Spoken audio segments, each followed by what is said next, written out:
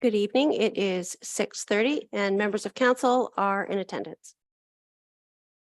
Thank you very much. Good evening, everyone. I'd like to call to order this committee of the whole meeting of the Council of the Town of Saugeen Shores and welcome everyone in the gallery this evening and everyone watching by the live stream. And of course, welcome all committee members. Glad everybody's here. The second item on the agenda is the land acknowledgement, and I'm going to read that tonight.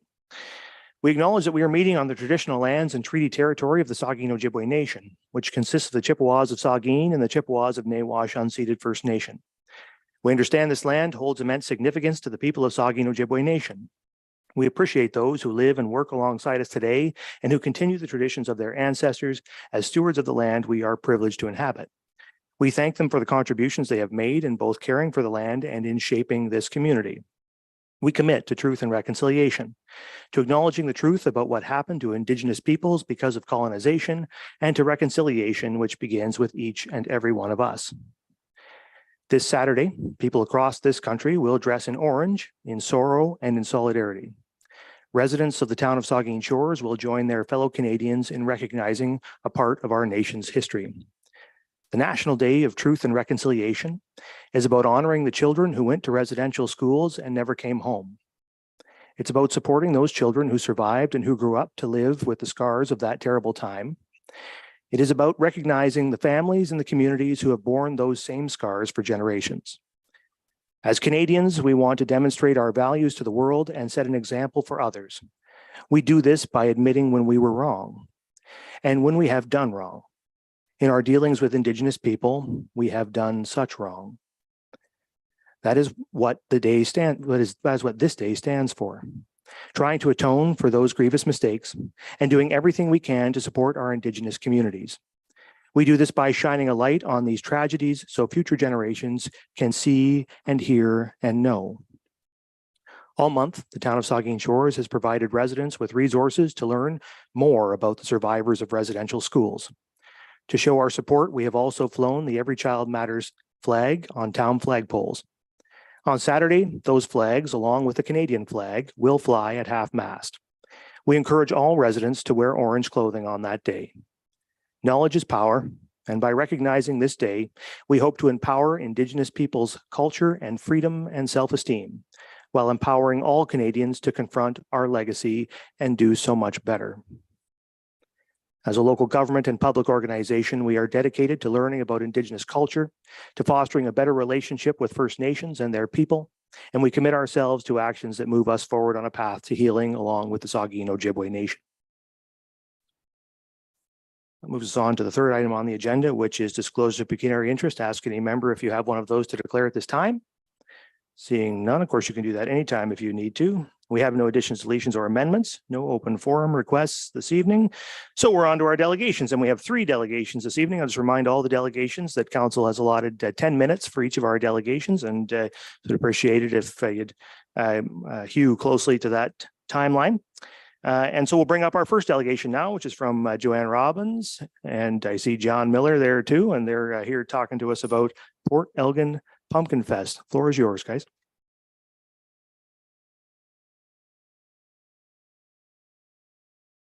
Joanne's already warned me to keep it brief. I don't know why she says that every time we come here, but again, like I say, it's quite honestly, it's hard to believe it's been a year already, but we're back at it. It's coming up. It's been the team's been working hard, and with this work, we're hoping to come up with another very successful weekend that can even exceed some of the successes that we did see last year. Again, mark on your calendars for our opening ceremony. As the mayor just talked about a moment ago there, we do share the date with the National Day of Truth and Reconciliation. So we will be taking some time at our opening to recognize this, and that we do stand with our Indigenous people across Canada, and most importantly with our neighbors at Saugeen. From that, we also encourage all of our councillors come out for our opening and our seed chucking experience this year, because we've got some excellent new plans, and it's always an excitement. And if nothing else, I believe Councillor Maya has continued the bragging rights for at least a year, so it's time to unseat that and see what we can do.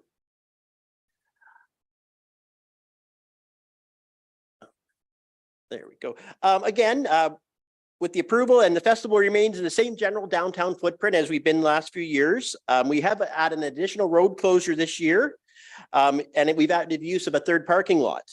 This is, of course, due to construction, part of our ever-growing community here in Saugeen Shores, what used to be known as the Ackerd Building corner. That their construction is well underway, and they're doing a great job. They've been great partners to work with, of course, already, and by all means, we're going to be making use of some of their fencing for our signage as well. So it's always good to have a new partner. It has, like you say, you can see by the map, we've added a parking lot area, basically describes best between Ziegler Lumber and our food court area, that parking lot. What's that? Road. Oh, yes, the food court area there. Again, some of this is with our dances and things, the safety concerns, people coming out onto the road. And again, both our neighbors at Ziegler's and Tim Hortons, great partnership for that safety. And then again, losing our OPG and tent area again, that used to be under the area, it's in construction. We're actually going to be using the parking lot behind the cenotaph. Earlier on, there was a suggestion to go into the cenotaph, but we really didn't think that was an appropriate use of that facility, you know, the value and what they have there. So we're just going to use the parking lot in behind there. And again, work very with our friends at the post office as well. They do have a late Friday delivery we have to make room for. Again, believe it or not, this is actually our 38th year of Pumpkin Fest, and we're very proud to be celebrating our 30th year anniversary of the Cinderella Carriage Car Show. To help celebrate this milestone, we've added a Friday night concert feature with band Highway 21. The name's got to say it all right there. Friends from down the more of a southern part of the area here than used to, but their first chance to be up in this area. And again, anybody with registered, some of our registrants are getting a special personalized plate this year. Again, just some of the numbers that we've looked at in the past year, we've seen crowds of approximately 20,000 and had over 1,000 cars grace our streets for the two-day event. We expect nothing less this year, especially if we get a little help from Mother Nature. That always is a big player on our car show. Again, the festival continues to work with nonprofit groups, part of our organization and how we do things. Last year, again, there was over $25,000 raised by these groups that were able to, you know, to their individual endeavors, what they're working towards, but we're a pleasure and it allows us to do the festival that we have here. We're happy to continue to grow these partnerships and truly what makes a community-driven partnership. Again, we encourage everyone to visit www.pumpkinfest.org to view all of our attractions and events. We continue to bring the weird, wacky, wonderful atmosphere of the largest agricultural festival in the area, which celebrates giant vegetables of all shapes, sizes, colors, and most importantly, pumpkins. After the morning International Way Off, we will see the return of our Youth Grow With Us, a program that started over the last couple of years here. It has been great success. We on Pumpkin Fest recognize that these efforts and these children are our growers of the future. They are welcome to bring to the stage their growth from their personal gardens this year. And again, interact with other growers, judges, and to be recognized for their future participation. And who knows when we'll break that 2,500 pound mark. Again, we're also pleased to welcome back many of the attractions that have become mainstays of our event. Our Saturday night Practically Hip dance, which is almost sold out. So if you haven't got your tickets, get them soon. Mad Scientists and our craft show located in the Legion area is going to be back this year. And of course, our Bruce Telecom stage in behind the Queen's Bar and Grill there is always some of the local entertainment. And of course, the return of our Junior Firefighter Challenge on Saturday is always a big hit. One thing that has returned this year after a few years of not being with us, wrap up our Sunday afternoon event, is the pet show. Again, lots of information on our website, but a good chance for it's a fun event. One of our new sponsors come out this year and, you know, bring back the pets. It's never a bad thing. A complete list of attractions, again, evolving every day, available on our website. Again, we are confident that our community and volunteers, once again, will produce a better than ever festival. Again, maintains our family fun, second in that atmosphere that we're so proud to achieve, the fun, the event, and a people to experience Saugeen Shores at its best. All of this contribution is made possible by support of our volunteers, our ongoing board, but also the contributions of the municipality, its various departments, and support and insights from police and fire, community service, building departments, bylaw officer, GSI mapping, public works, as always, above and beyond expectations and invaluable information that we need to make this a success that we have seen and hope for in the future. Of course, all of this valuable support and recognition does allow us to recognize Saugeen Shores as Pumpkin Fest Gold sponsor and something that we can all be proud of. Again, we just want to thank everybody for the contributions, the events, and of course, we hope to see us all out on September 30th and the 1st. Also attached as part of the package is the traffic flow map, downtown defined Pumpkin Fest Village map, permissions and requests, and of course, the detailed assistance request. Sincerely, the Pumpkin Fest team. We do have question and answers, but I do have one more slide here that we sort of slipped in, something that we're very proud of with some of our partnerships this year, that we were able to, well, I guess, secure some very prime real estate for some of our advertising here. I think most of us will recognize that as our advertising that's occurring right now downtown Toronto. And I don't think you can get much more downtown Toronto than that.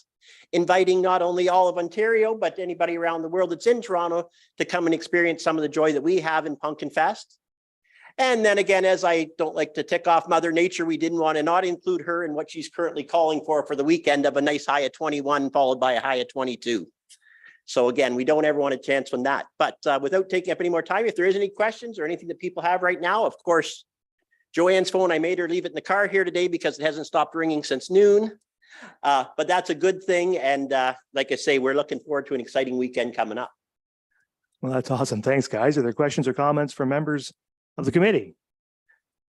Well, we're just all really excited for the weekend. The weather's going to be awesome. The forecast is breaking in our favor, but whatever the forecast, the weather's always awesome at Pumpkin Fest, and it's going to be a great event. And I think council would just like to say thank you to you, to your board, and of course to Joanne and to and Connie and all the folks who do all the work to make Pumpkin Fest happen every year. Is a huge undertaking, a massive event, and it wouldn't happen without you guys. So thanks so much for the work. And I assume you're still out there looking for anybody who might want to volunteer. How do folks volunteer if they're still looking to volunteer? Again, reach out, contact us, Joanne. Go to the website and there's a tab. It's called volunteers. You can just sign up there. Very good. And we'll take care of you. And again, anything from those that want to come out and be involved in the way off to those that want to come out and they don't want to get involved and help us clean up Sunday night. Because I guarantee you, by Sunday night, there's a big tired crew there that extra pair of fresh hands would be amazed at. So Sure. Again, with that in mind, thank you for your time, and we'll look forward to seeing everybody Saturday and Sunday. The Vice Deputy Mayor has Just a quick comment. question, John. Yeah, I've got it on my email here somewhere, but just remind me again, we're invited to the open ceremony. What time is that again? 10 a.m. 10 a.m. Saturday morning? Yep. Saturday morning. Yep, thanks. Well, I'm going to be there. I'll be weighing pumpkins, and we're going to weigh one over 2,000 pounds this year, right, guys? We're ready for it. We're ready. We're for it. ready for it. All right. We made extra arrangements to make sure we were ready for it this year because we know it's coming. So All right. This is the year. This You is can- the year. The press Thank you, is the Council. press has Thank got you, it now. Mayor. Thanks, guys. Oh, did I lose one? Oh, thank you. Okay, so we'll move on to our second delegation now, which is from Aidan Tracy, and Aidan's here to talk to us about dogs on the beach in Southampton. Mr. Tracy, the floor is yours. Thank you. And thank you, Mayor Charbonneau and Council, for taking some time. I have with me tonight Roy Roger, and we're here on behalf of a number of residents in Southampton and I believe in Port Elgin. But first, just a way of background, I've been a summer resident of the Saugeen Shores area for the last 18 years. My daughters learned to play tennis in Southampton. And if any of you have ever visited the Offshore Bakery in Southampton, which is a wonderful location, between 2016 and 19, you were probably served by my daughter, Olivia. So she worked in the bakery. We've recently purchased a home in Southampton and plan to spend many, many years here in our retirement. I should also say I am a dog owner. My wife and daughters love our dog, and Roy is also a dog owner. So we understand dog ownership and are big fans of dogs. But tonight, we just want to share with you a few thoughts as you consider some of the matters related to the dog zone test that you guys were all presented with in June and had the opportunity to vote on. So if I'll just go to the next slide, just by way of background, I know that you've probably seen 100 other motions since the time you went through this. So I just want to remind you of what we're talking about tonight. In June of 2023, Town Council approved an amendment to the bylaws, which allowed a test that would run this summer, one zone in Southampton, one zone in Port Elgin. In the Port Elgin location, dogs would be allowed on the beach prior to 9 a.m. and after 6 p.m. The Dog Zone Beach in Southampton allowed dogs on the beach 24/7, 7 days a week, all summer long. One of the things, or a number of things that the town council agreed to when they approved this test would be that dogs need to be kept on leashes, they need to be under control, and they need to be cleaned up after. The test would be for 2023 summer, and then you would reconsider or look at the results of the test in fall and make any amendments or changes or repeal the changes that you made to the bylaw. And then the other part of the memo that came out in June was that there was no financial costs or cost impacts related to this particular test. And I believe that, Roy and I, hopefully tonight, will just share some information with you that hopefully will allow you to maybe look at the test and realize that there are a few areas of concern that a lot of citizens have as a result of this bylaw change. And we'll just try to share those with you tonight, which will allow you to have a little bit more information as you consider this in the future. So I'm going to turn it over to Roy next, who's going to walk you through the first three costs that we think you should consider. Thanks, Aidan. Good evening, Mayor Charbonneau and esteemed council members. I've been a member or a part of Saugeen Shores since 1964, so I've been around for a while, and have lived in Southampton since 1986. I was going to just walk you through a couple of areas here that wanted to bring to your attention. When we talk about cost, we believe there's cost on a number of fronts. One is a cost or a harm to public enjoyment. This is just a montage or a series of photos taken on the beach, whereby most people have their dogs on leash, but many don't. And unfortunately, that leads to dogs wandering away, dogs doing their business, and frankly, accosting the young families that do use the beach. Since COVID, the beach, this end of the beach, which is actually from the flagpole all the way up to the harbor mouth, has become quite popular with families, which is great. But of course, with more humans and more dogs, there's more interactions, such as like you see here from the photos, dogs not on leash. Some dogs come up onto neighbors' property and so on. In this particular case, they showed up before the neighbor was dressed and she was still in her PJs, and that's not how she wanted to meet dogs or other people, I guess, that time of day. The other issue is just a quick video here. This is a shot of dogs off leash, and I just happened to video this after they had chased an osprey, which unfortunately was a stress to the osprey. The barking is incessant. This is, let me just see if this video is working. So sorry. Anyways, you get the impression there, or the idea. What we're worried about is the harm to wildlife as well. So people trying to enjoy the beach, it's tough. The dogs that are off leash aren't always the best behaved. This is a video of a dog coming up for a visit. Hello, are you a wet dog that I don't know? There you can hear the owner in the background, trying to call the dog. So, I mean, I get it. Dogs are dogs. I've got one myself. The reality is they are curious, so if they want to see what's going on. So we're saying there's a cost to enjoying the beach for all the young families that come up. The second is the cost for enforcement. I get it that because the dogs can use the beach 24/7, it's impractical to call the bylaw officers, obviously.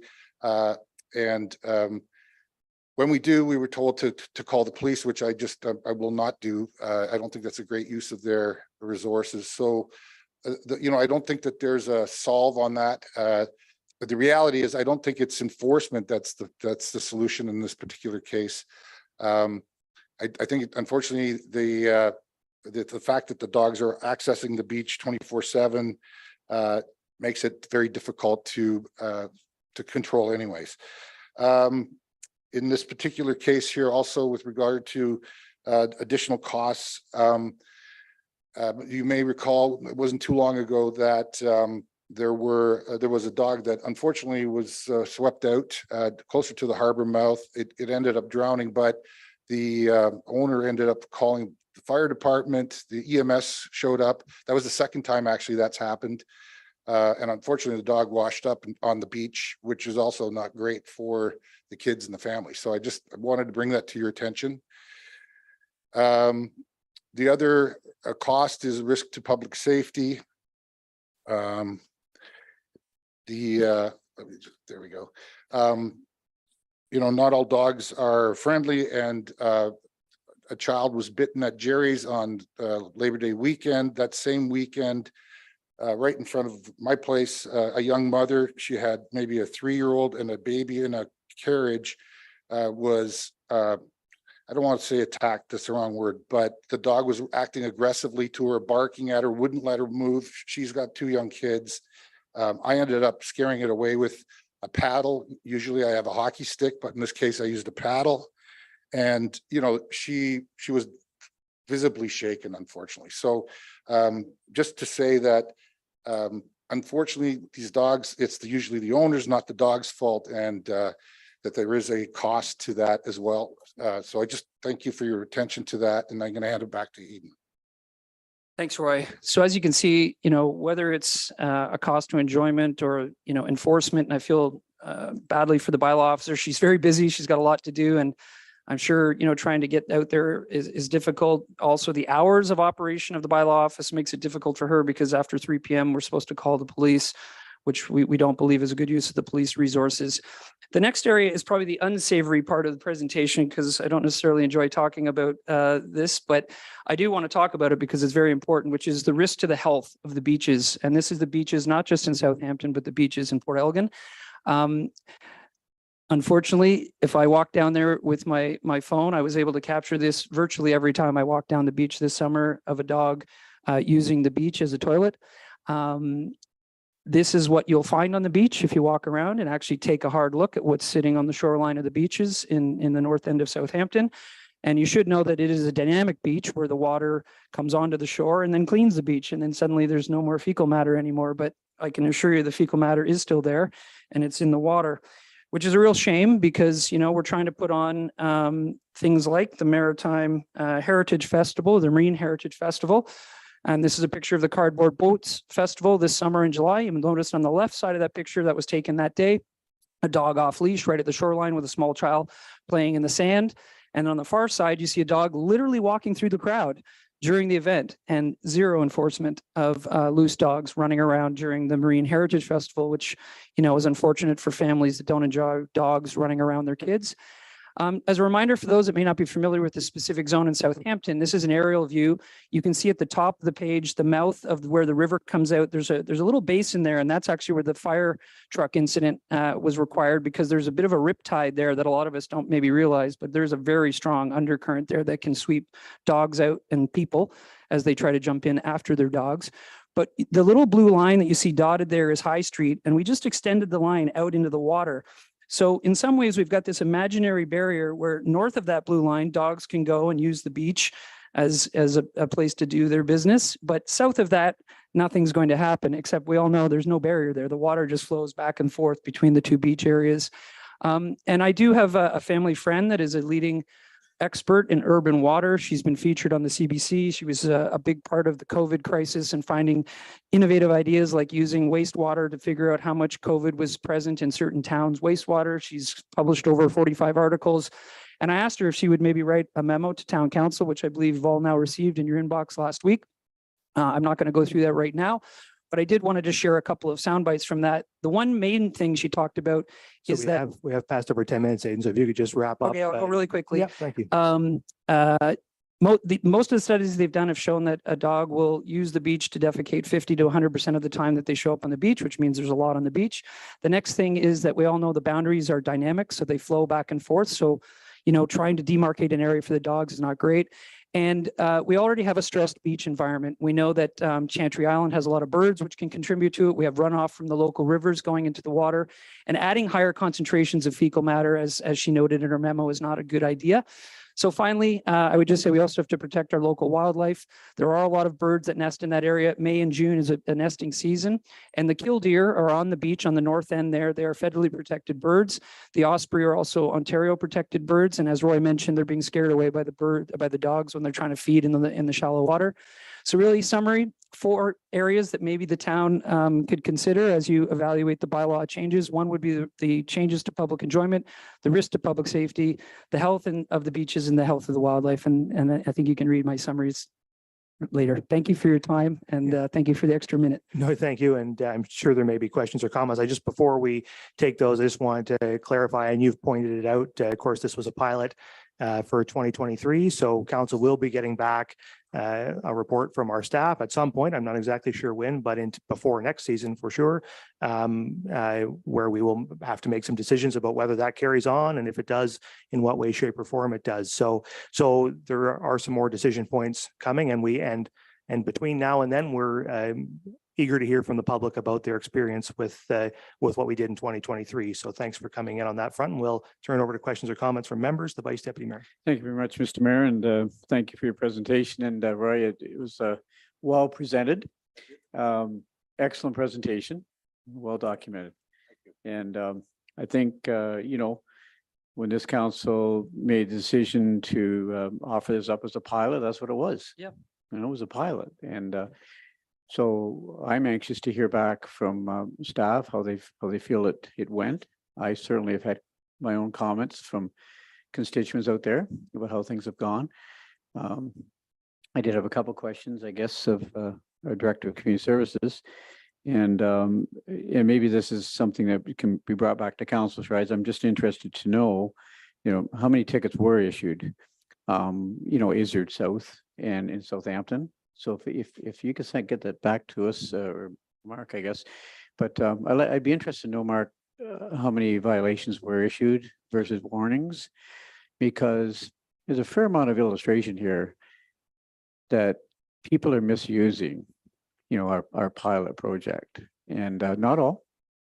It's very, very, there's wonderful dog owners out there that are abiding by the rules, playing by the rules. But clearly, there are others that are not abiding by the rules, and that's too bad, because it's really spoiling it for the dog owners who are playing by the rules, and that's really, I find that really unfortunate. So if we can get that back, I'd be interested to know what kind of violation tickets were written.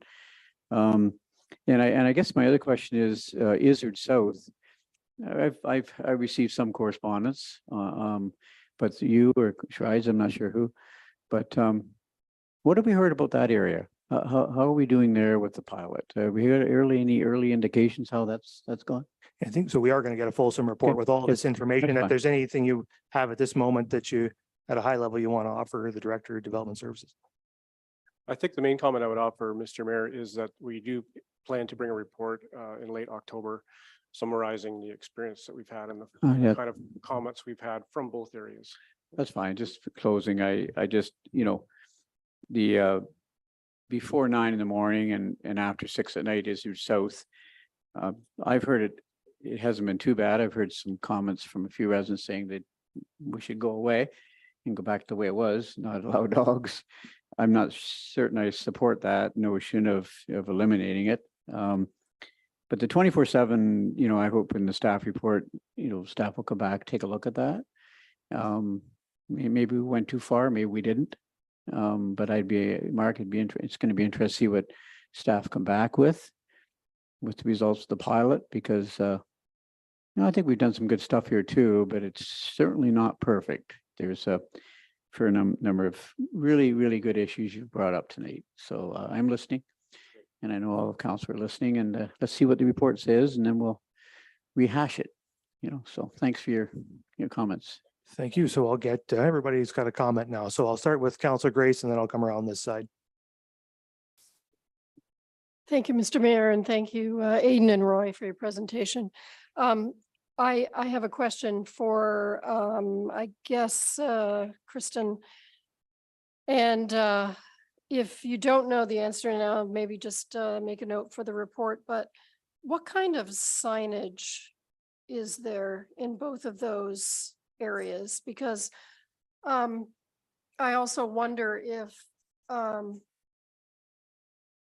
number of the individuals who are not following the bylaw, letting their dogs run loose, letting their dogs poop, if they're visitors, I don't want to paint visitors negatively, but if they're visitors, they're seeing maybe one or two people doing this, or it's word of mouth. Oh, you can go there and you can let your dogs run without a leash.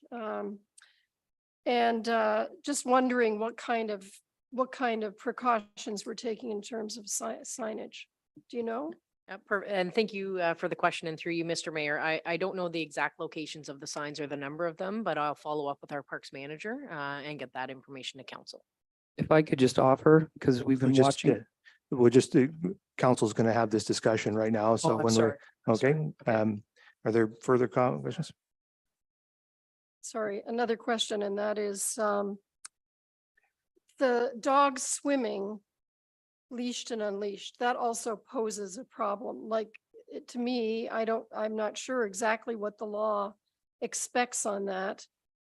Do we expect to allow dogs to be swimming without a leash? I mean, The director? Thank you for the question, and through you, Mr. Mayor, and I'll look at Director of Development Services as well. But my understanding is that the dogs are to be leashed at all times. okay, that's a good clarification. Thank you. Okay, I'll come over to Councillor Halpin then. Thank you, Mayor, and through you. I understand your people's reluctance to call the police, but what should they do? Should they be calling the police when the bylaw officer is not in, or what should people do? Thank you, Mayor. Yes, they should. The police are bylaw enforcement officers. They're charged with enforcing our bylaws as much as the bylaw enforcement officer is. So, so certainly the police are there to enforce the town's bylaws. Okay, Councillor Davinsky. Thank you, Mr. Mayor. Thank you for the presentation. On the other side of the coin, of course, we have received many emails saying that the system is working correctly. And I suspect it's 6 of one, half dozen of the other. But we'll take all information and then make a decision from there. Mr. Mayor, today I spoke to Police Chief Kevin Zettel. And as of today, there have been 1,644 foot patrols. It's not all on the beach, but that's how many foot patrols we have in Saugeen Shores. It's a 45% increase from last year. So I, just from axiom of equality, if you will, I have to assume that the beach coverage was 45% as well. They did have 75 dedicated beach patrols through the, they have problem-oriented policing initiative. These dedicated foot patrols focus on bylaw violations, including violations of the Liquor License Control Act, the Animal Control Bylaw, and Parks and Beaches bylaws. And this is where police take an officer out of general patrol and focus them on beach issues only. So there was an increase to that. Further, according to Chief Zettel, they had 153 municipal bylaw events during this year: parking, dogs, noise, fireworks, with 12 charges, combination of bylaw and Dog Owner Liability Act, 12 charges. But this was a learning year. Remember that. Most of the time, if something was going wrong, the perpetrator, if you will, it was an education moment. And so not everybody got tickets, obviously, with only 12 charges, but it's charges, not 12 tickets, 12 charges had been laid. So in your case, gentlemen, call the police. don't jump to the conclusion and eliminate the option of not using the police, because the police have gone out of their way to make sure they have people that are doing this. So I just want to clarify, we did call the police. I know Roy was reluctant to. Okay, thank you. Go ahead, Councilor Davinsky. And okay, I've lost my train of thought now, but you understand what we're saying here. These are the facts and the numbers that you're going to find as you check further. I checked this morning, and these are the latest facts that have come up.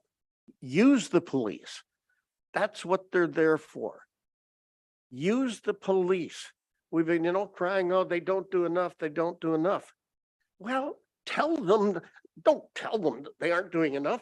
Use the service, and they will do their best to make sure that service is taken care of.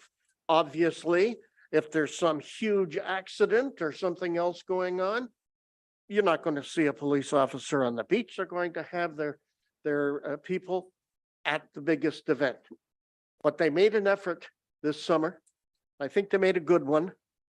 And I think there's leeway on both sides. Sorry, thank you for allowing me this time, Mr. Mayor. Yeah, thank you. Councilor Mayette. Yes, thank you, Mr. Mayor, and through you. Thanks, gentlemen, for your presentation. I got a couple of comments and then maybe a question for you. So with regards to, dogs and wildlife on the beach, I might offer that there's some comments we've received from other people through emails that the dogs are actually helping control the geese population, that by having people walk their dogs in the morning and the evenings, especially, it's disseminating and encouraging the geese to go to other areas. Although, as you point out, the water's the water. If they're 100 yards this way or that way, the water is still going to be contaminated. And let me tell you, geese do contaminate water and the beach. And also, we live in a semi-rural area, and some of that scat that you're photographing in your presentation could very well be from wild animals. There are coyotes, there are foxes, there are raccoons, and to the non-trained eye, they can be very similar looking. I can tell you, I've been a hunter for many years, and the scat is very similar in size and shape. So what you're witnessing might not be irresponsible dog owners. It could be the coyotes and the foxes and the raccoons in the middle of the night, because that's when they go and do their business, when people aren't around, especially with cottage owners having bonfires and snacks and marshmallow roasts and things like that. That's what's going to draw those animals out there. So there's a distinct possibility that what you're seeing is wild animal scat as well. We can't expect them to get picked up after. But as a question, I didn't get from your presentation what exactly you're asking for. Are you asking that we cancel the dogs on the beach? Are you asking that we modify that section of the beach to be similar to the Izzard Street area where it's morning and evening? What is it you're looking for as a solution? Great question. I think for us, we believe enforcement is helpful, but ultimately based on what we've presented today, we don't think enforcement is the answer. Moving past enforcement, it's about should dogs be on beaches during the summer for all the reasons we presented today. So ideally, we believe that the bylaw should go back to the way it was. Dogs are allowed on the beach up until, I guess it was early May, and until late September, there would be no dogs between May and September on the beach. That's our proposal. Yeah, that would be the position we're taking. Understood. Thank you. Okay, the deputy mayor. Thank you, Mr. Mayor, and through you. Thank you, Roy. Thank you, Aidan, for the presentation. Always good to have visual representation of some things that are going on in town that we don't always get to see everything on a daily basis. So thank you for that. I wanted to just follow up. The mayor mentioned about this fulsome report that we're expecting. And again, we don't know when it's coming, but I hope that notice has been made of a number of things that have been said. I appreciate Councillor Davinsky got some information from the police chief, but the report hopefully will include some statistical information based on the police observations and their involvement, particularly at the beach in the past couple months. I know we'll be expecting some input from the bylaw officer as well and from staff about signage and perhaps even comments about the number of waste receptacles that were there and if there was any indication that it was more or less than in previous years to just show that they had been used. I also think that the public correspondence and commenting will be part of that report too. And the mayor mentioned about the need for that, and perhaps we can just make sure that there's an awareness of how that response should come in. If you can just highlight that. I am trying to see both sides of the equation myself. And certainly am concerned about the health of the beach and about public enjoyment. There's also, the public enjoyment that people get from their pets and the health of everybody when they're outside enjoying the resources and amenities that we have. So there's an awful lot of angles to explore here, but I hope that the report is very fulsome and includes a lot of elements, many of which have been mentioned tonight. But I hope you'll just give a reference as to how people should submit comments so that they do become part of the reporting mechanism. Thank you very much. Yeah, thank you. And when I spoke, I didn't know when the report was coming, but we heard the director say it was going to come in October. So I think that's when we can expect it. And maybe, I don't know, the Director of Development Services, do you have a comment on just where, if folks do have comments about how this pilot has gone, where they should send those comments? Yes, through you, Mr. Mayor. The town website has a page for this project, and there's a commenting email available. Okay. And folks, if anybody has any trouble finding that, folks can always email me, mayor@saugeenshores.ca, and I can help direct them to wherever they need to go as well. So anyway, thank you very much, you for your guys. time. We appreciate your presentation, and we'll be hearing more about this in October. So thanks very much. Okay, so now we're on to our third delegation, which is from Sheila Latham, and Sheila's here to talk to us about heritage designation application for 30 Grosvenor Street South. Ms. Latham, the floor is yours.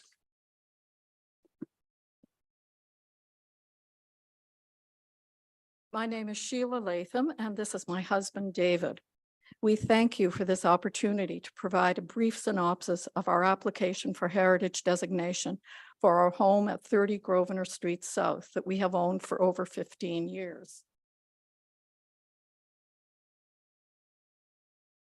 This map shows the location in the red box at the southeast corner of Grosvenor Street South and Leader Lane.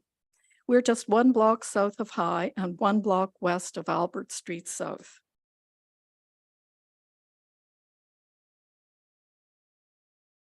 Oops. Uh-oh. I'm trying to go back. Oh, okay. Sorry. To qualify for designation, a property must satisfy 2 or more of the 9 criteria set out in the Ontario Heritage Act regulations.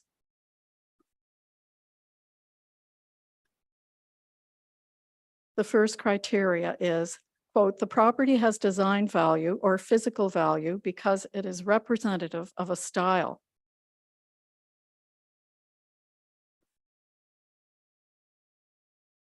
Meaning an architectural style.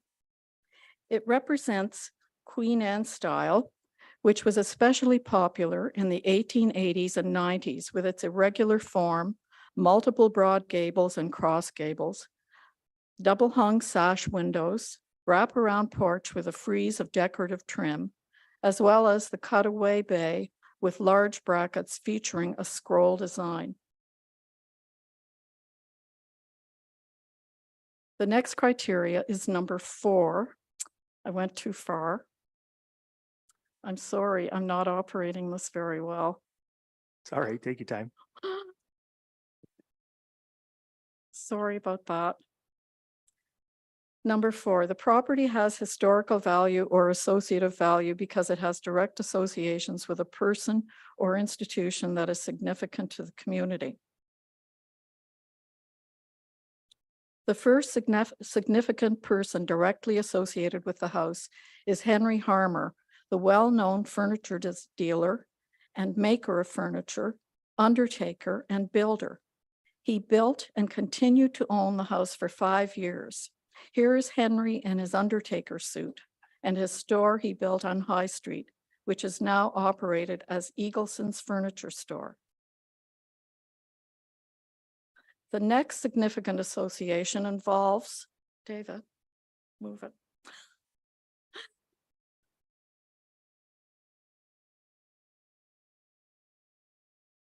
Staff can advance the slides too. Is it- Something wrong with the clicker. We'll just get staff to advance the slides for you. The next, And so don't worry That's about the okay. clicker. Let the staff will David. move it for you.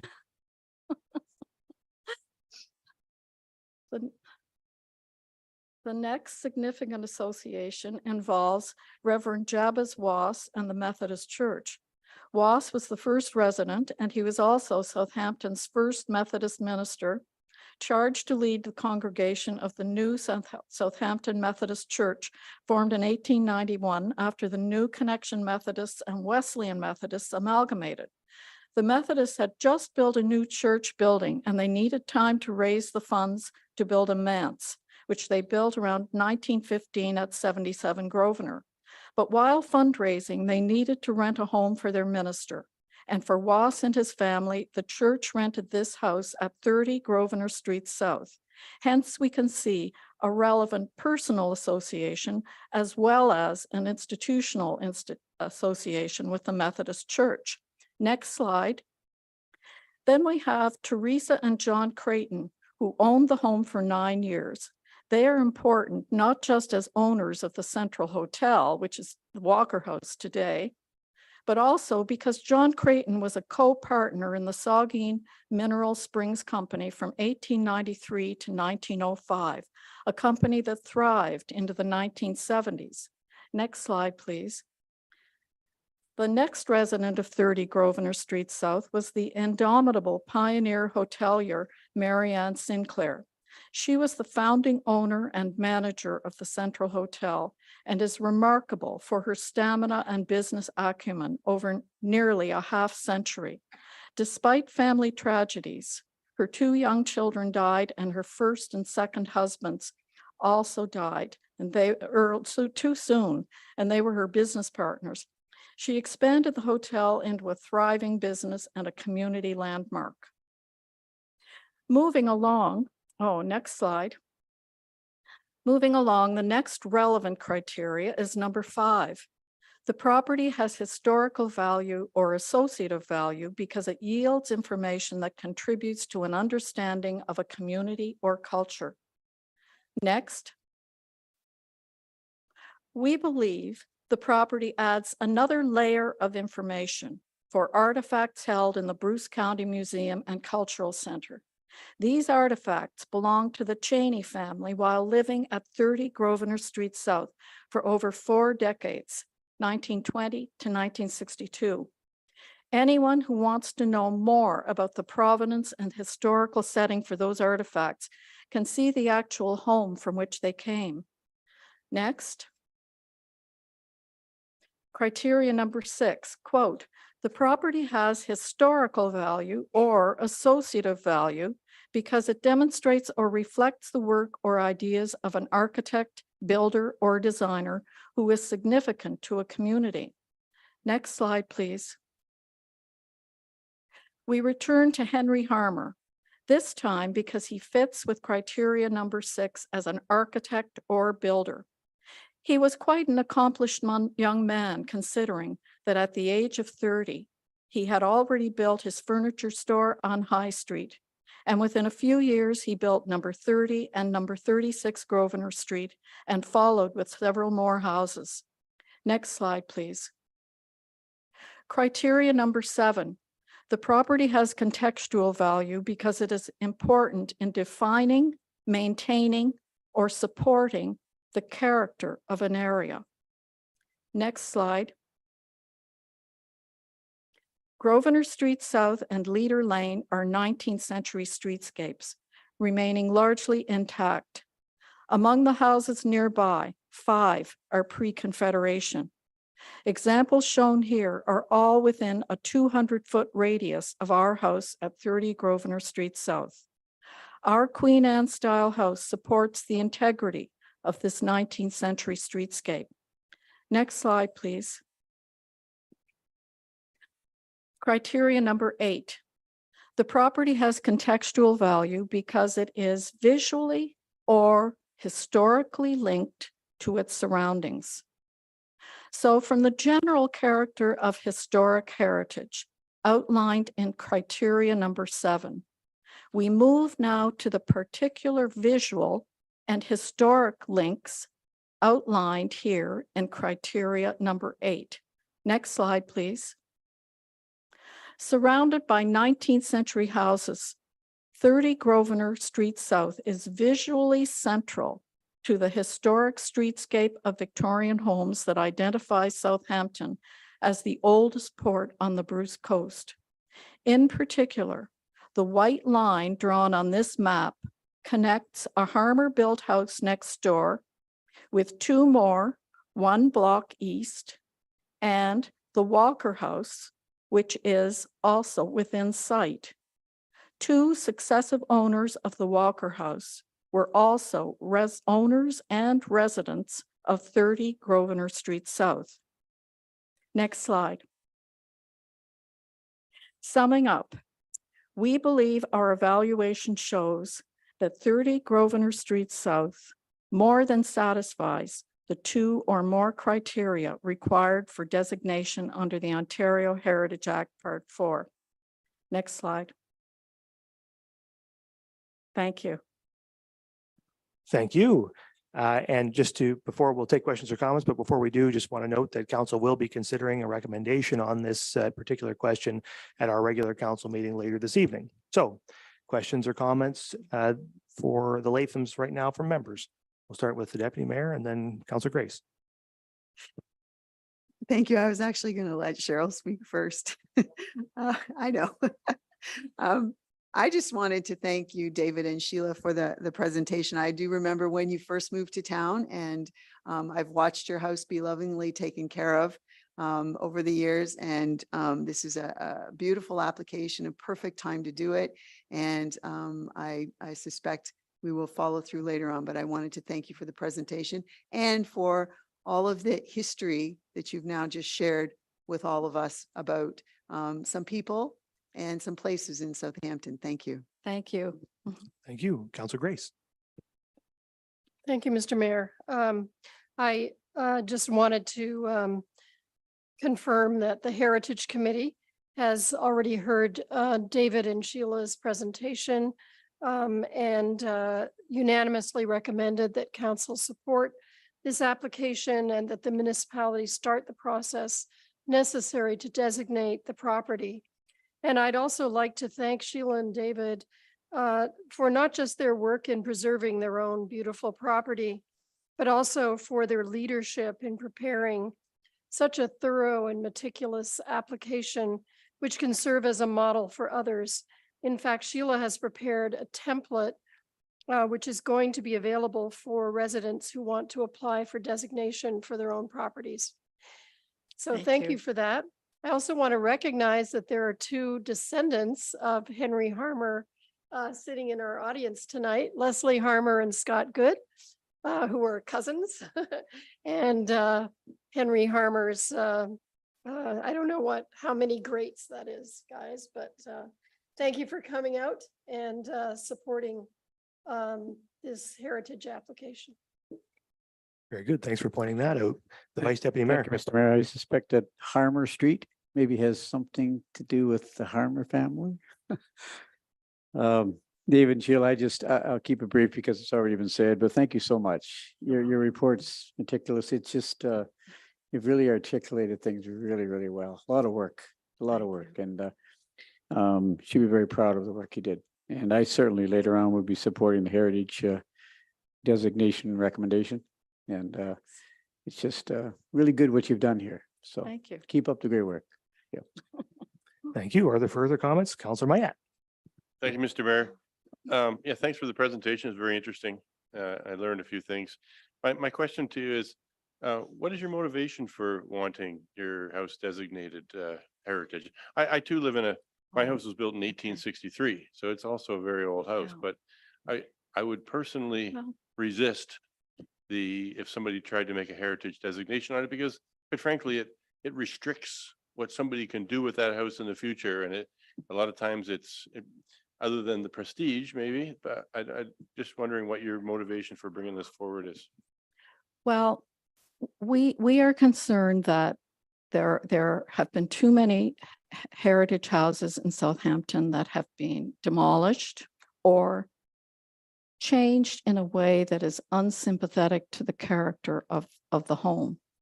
And we also feel that the restrictions you talk about are not an issue because it has been shown that the majority of applications for renovation and change to heritage houses across Ontario have actually been approved by city and town councils. The idea that you cannot change a heritage house is a myth. And there are many, many myths like that. And in fact, academic studies have shown, and a recent study that was done by the city of Hamilton on that old myth that property values are negatively affected by heritage designation, has been found to be the opposite. In fact, houses that have been designated survive downturns in the real estate market better than other houses that have not been designated. And generally, they do better. Now, I'm not concerned about making more money when we sell our house, but I just think there are a lot of people who believe the myths. And we decided we would designate our house because we think it's good for the community. And we hope that by our example, others will do the same thing. And I'll be happy to help others who are interested in doing it. So we believe it's a good thing all the way around. That's a good answer. Okay. Yeah, thank you. Are there further questions or comments? I just wanted to say, do you have Councilor Davinsky? He's got a question. Very quick and to the point. First of all, Dave and Sheila, thank you very much for the presentation. I love that house and I want to come live with you. Thank you, Mr. Mayor. Don't take him up on that often.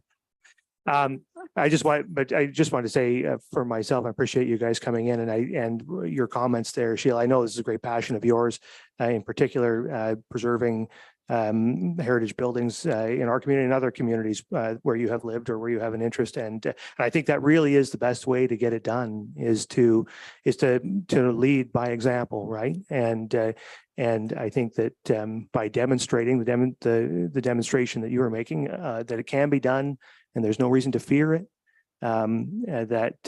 People will follow in your path. And from the perspective of the town of Saugeen Shores, we have always been supportive, as far as I can recall, of property owners who come to us requesting designation, right? So if, folks like you come to us and say, we'd like to designate our property and it complies with the act and the criteria therein, I think this council and the municipality is strongly supportive of property owners who want to do that. So anyway, thanks for your leadership on that front. We much appreciate your delegation this evening. Thank you. Okay.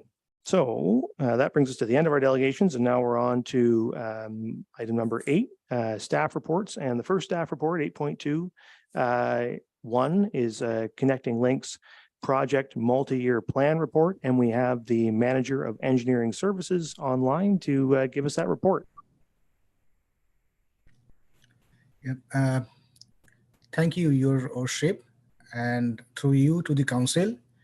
So this report actually is to outline our plan for Connecting Links program. That's Pardon me, Raul. Would you mind speaking up? We're having a little bit of a quiet sure. mic issue. Thank Sure. you. So thank you, Your Worship, and through you to the council. So this report is to outline our plan for Connecting Links program. As you know that MTO they have connecting link programs for the municipalities in which they have their asset, their highways running through. So for Saugeen Shores, we have actually two connecting links. One is in Port Elgin, the Highway 21. We have 4.25 kilometers. And in Southampton, actually, we have Albert Estate and Railway Estate, 5.55 kilometers. I have attached some pictures here. If you see the limits of our boundary for connecting links, if you driving north to Port Elgin, coming from, say, Kincardine, just before the motel, you will notice there is a difference in pavement colors. Just before the motel, actually their portion is really nice black and our portion is gray. And at the north end of Port Elgin, when you're driving south, just before the concessions 10, right by our sign, there is our limit. That's for Port Elgin portion. For the south of Hampton portion, when you're driving north, just after South Street, you will also notice a difference.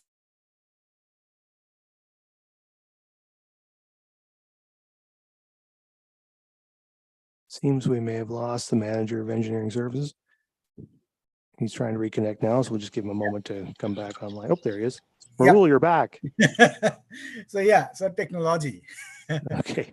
Yeah, so at the south end of Southampton, right north of South Street, I think around 100 meters, you will also notice the difference color. That's our limit at the south end of Southampton. And at the north end of Southampton, if you're driving south, just after James Street, you will notice the color difference. Why I got these pictures? Just to demonstrate that whatever the MTO are responsible for, they are maintaining their asset in very good shape.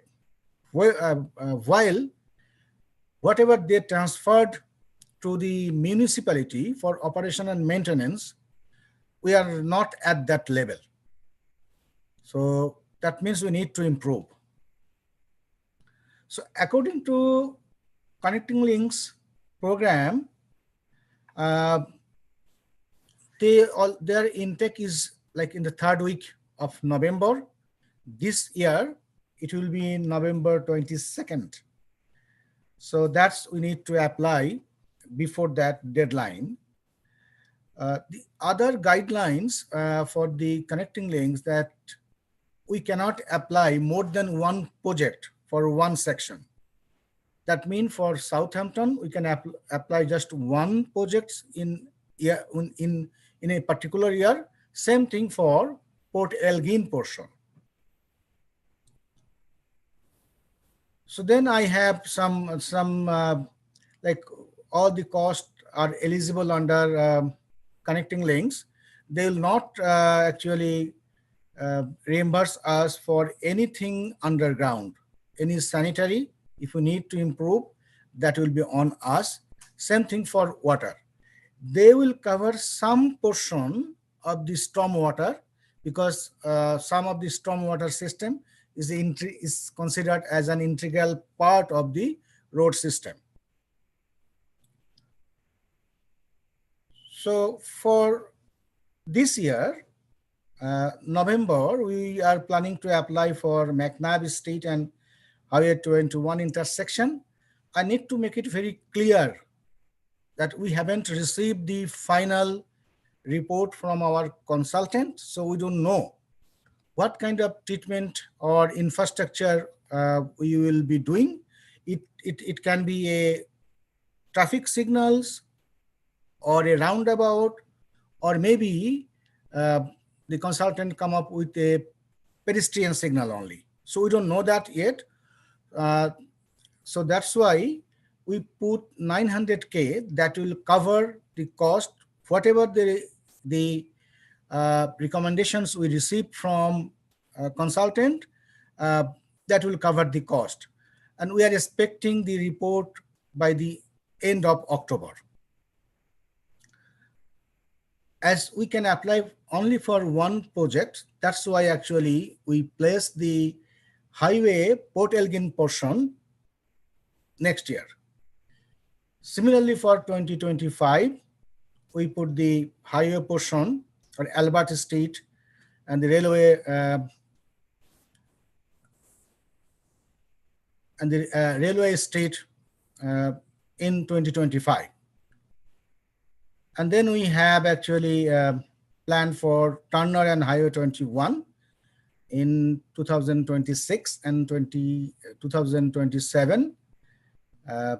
On the same year, we will do the study only for concession 10 and Highway 21 intersection.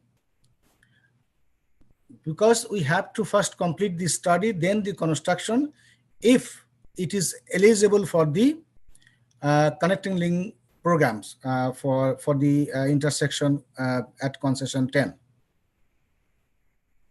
So we also had a plan actually to include the Saugeen River Bridge, but unfortunately, fortunately, the consultant report that actually came in last month, this bridge actually does not need any major rehab until next 10 years.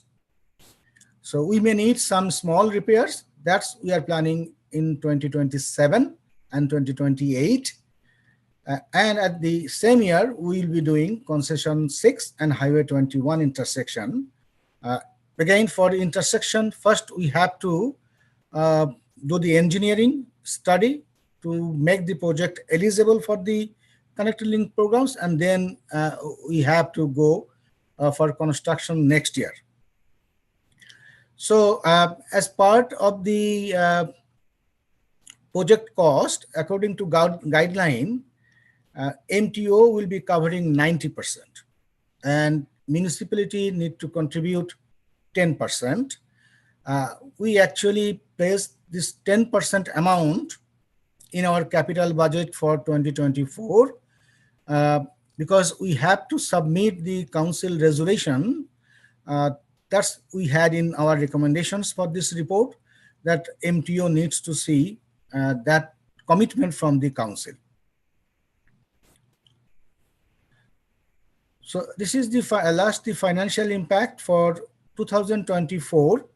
We need $389,900 if we get the approval. If we did not receive the approval from MTO, none of this project will proceed. So that's our proposal. Yeah, and the total cost will be like for next 4 years, around 10.25 millions. And we need like $1,025,000 for contribution if we get approvals for all of the projects. Yeah, that's my report. Yeah, thank you. So there is a recommendation that council endorse the funding applications and timelines for the 2024 to 2025 Connecting Links plan projects, and that council provide pre-budget approval of the municipal contribution component for the 2024-2025 plan projects of $389,900 funded from the future capital reserves. Questions or comments? The Deputy Mayor, then we'll go down the line. Thank you. And through you, Mr. Mayor, I understand the need for pre-budget approval related to the timing, so I'm not going to speak to that. I do have a couple of comments though, and also a request. Very happy to hear that you had a positive response from the bridge consultants. I would really appreciate it if council received a report that just recognized what they found, because you know, every time I ever heard about bridges sitting here was always, you know, holding our breaths to make sure we didn't have $1 million ticket for some repair work. So it's good to know that it's 10 years out. If we could get a report about that. I think that's a very positive message for the community. I did want to ask, though, of course, there's no guarantees of success with the grant requests or the applications to the MTO. I appreciate, Raul, that you very specifically defined the distances involved with some visuals. You can also just add in often the pavement color changes, but also the bumpiness of the drive changes too as soon as you hit the municipal part. So that was very helpful to just get the definite boundaries that we're talking about. I did want to ask though, since we're being asked to basically nod our heads, and I appreciate that you said that there's a report coming concerning the intersection in Southampton at Railway and the highway and McNabb. The Port Elgin situation, though, this application that's going in about basically resurfacing the road all the way through. I just would like to, I don't know if this is the time, but I'll ask anyway. What does that actually mean? Is it just the actual lifting of the asphalt, replacing the asphalt, or is it fitting in with our sense that when we do road work, we do our best to at least approach a complete street idea? So is this recommendation, does it have the potential to literally see the addition of bike lanes perhaps and some reconstruction of sidewalks on the side of the road? And further to that, we've already done some stuff over the last 10 or so years in downtown Port Elgin with inlaid brick and things. Is the resurfacing really just the surface of the road, or is there potential for some greater improvements reflecting the use of the road that goes beyond cars and trucks and vehicles on the asphalt portion? So that would be one of my questions.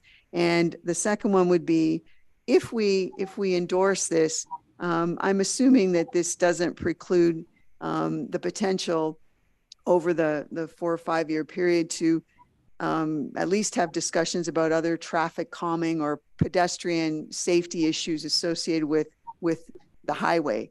That there's people as well as vehicles that we need to think about. But I'm just very curious about what the resurfacing would include. Is it just the roadway, or is there potential for some stuff on the sides of the road to get some TLC and much needed improvements too? Thank you very much. Put that to the manager of engineering services. Thank you, Your Worship, and through you. This asset owned by the MTO, not by us. We are only responsible for operation and maintenance. To make any changes on the configuration, we must need the approval from MTO. So the resurfacing actually is just milling the say maybe 50 millimeter, and maybe the put asphalt back maybe another 60 millimeter or something like that. So if we are going to that direction, like having bike lane on both sides, first we need the consultation with MTO, their approval. So we can do that during our design work.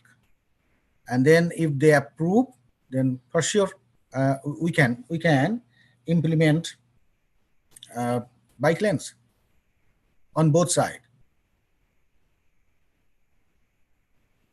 Okay, so we'll head down here, starting with the Vice Deputy Mayor. Well, thank you, Mr. Mayor, and Rahul, thank you so much for your presentation, and I'll be supporting the recommendation. I think those two intersections, McNabb Street, and I think your order of priority there is very solid. And although I wanted to ask one question, Mr. Mayor, and and then I want to talk a little bit more about the recommendation. But Rahul, and if I may do this, 2025, 2026, I know the recommendation is talking about 2024, 2025, but I wonder if you take back, just my suggestion, you've got 2.9999 for the Highway 21 resurfacing. I would want to add that 2026, 2027, I won't get too far into this, but the Highway 21 Turner intersection, Mr. Mayor, could I ask Rahul to come back with the traffic impact study numbers from Bruce County that was done in 2021. We pushed really hard for the county to get that TIS done. I haven't seen the results. I think the results are with the county, Rahul.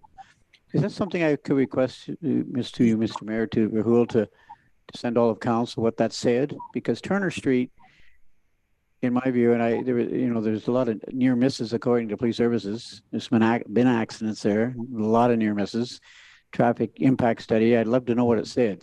So could you get that to council at some point in time, and let us know how that read? And the other thing is, I would suggest my suggestion only, and you've done all this work. I really think 2025, 2026 is backwards. I think Turner Street should be a high priority versus the resurfacing. I don't know whether we can get another year of the resurfacing for Highway 21 or not, but also concession 10 Highway 21, that $1 million, with all the growth that we're seeing on the tablelands, south of 10th concession. You heard a report recently that there might be a new school there sooner than later, and a lot of traffic being dumped out on the Highway 21 concession 10 intersection. And I'm not sure we can wait 3 years, for that study, that report to be done. So I'm just suggesting, Mr. Mayor, that we could take it. I'm one voice here, but can you take another look at that, Rahul? Because I think that the Turner Street and Highway 21 intersection concession 10 is a higher priority than that resurfacing. But anyway, that's my thought. But back to 2024, 2025, I'll be supporting that recommendation, and I understand why you have to do it now. We're seeing a fair number of pre-budget approval items come through this council in 2023, but out of necessity, this one is a good one. So good luck with the application. I'll be supporting it. And but could you please take a look at the order there? Again, I'm one vote, only one voice, but I really think those two numbers, 2026, 2027, should be reversed. That's my thought. Okay, any comments to that, Rahul? Yes, thank you, Your Worship. Yes, through you to council, I actually already had a look on the Turner study that was done by the county. It's actually not the complete engineering study. What they had done, kind of some camera countings, and based on that countings, they just did kind of tabled on desk review. They haven't done any kind of public consultations or anything that what we are doing for McNabb. So it will be not acceptable. That's my understanding by the ministry, but I already reviewed that report, and that intersection actually, according to the report, that county report, it's eligible for a signal warrant already, Turner Street. So I agree with councillor that we can actually move if needed. Having said that, actually we need to submit this report every year for the applications, and we need the resolutions every year. So this plan is very flexible. We can make whatever changes council needs, and council direct staff, we can make those changes. Yes, we can actually reverse the 2025 and 2026 plan if needed. That's very doable. Thank you, Mr. Mayor. Just a closing remark. Well, thank you for that. Because I keep hearing Turner Street. I drive that road a fair amount too. That's a terrible intersection, and it's only going to get worse. And I know police chief hates to hear this comment. Someone's going to get killed there. But it's really a dangerous intersection. So to me, it should be moved forward 1 year. But thanks for listening, and thanks staff for considering that suggestion. Okay, thank you. Who is next down the line there, Councillor? Did you have a Councillor Duhaime? Thanks, and through you, Mayor. Just two questions. Rahul, how many kilometers will the Highway 21 resurfacing in Port Elgin cover? All 4.5 kilometers or 4.25? Yes. Okay. It's 4.25. Yeah. Okay. And then just a clarification, these are not of you said they're nice to do if we can get the funding, correct? Exactly, yes. Okay, that's everything. Thanks. Thank you. Councilor Grace. Thank you, Mr. Mayor, and thank you, Rahul. You just mentioned that according to the county study that you've seen, the Turner intersection would be eligible for signalization. Is that right? Did I hear that right? Yes, you're correct, Councillor. And as I said, the report was not done following all the steps that is required by MTO. It is just based on a video countings, and they did the report like a desktop report. So no it requires some consultation and also like some options analysis that what we are doing for McNabb. They haven't done any detailed study. It's just kind of desktop study. Okay, I understand. Does the MTO make the decision, though, about eligibility for signalization? Isn't that based on a formula projecting to 2041 about traffic amounts? They have actually numbers of criteria. It's not only one. Total traffic volume in a particular intersection. Then there are also some safety criteria, some operational perspective. So there are I think nine criteria. They need to meet all the criteria. So, and is public consultation is not one of them, though? No, not one of them. That's the EA part of the EA process. For any, that's a different ministry requirement. Like if we need any land acquisition for any intersection improvement, then it will start a EA process like Schedule B that requires the public consultations.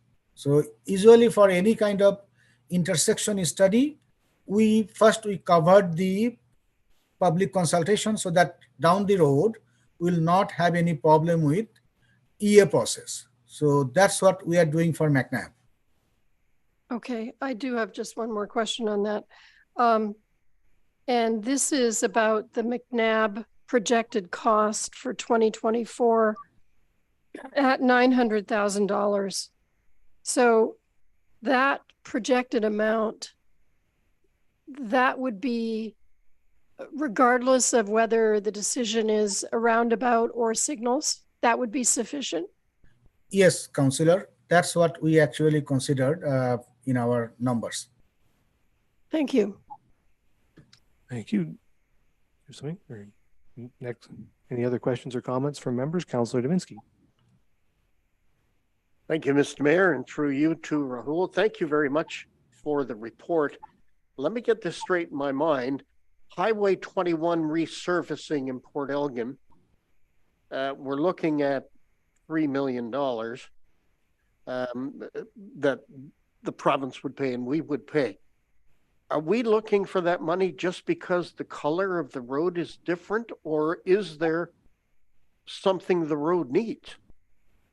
Manager Engineering Services. Thank you, Your Worship. And through you to Councillor, the road condition actually is driving this.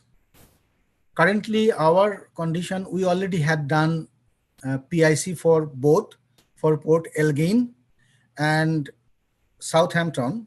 For both these sections, we already had done the pavement condition index assessment.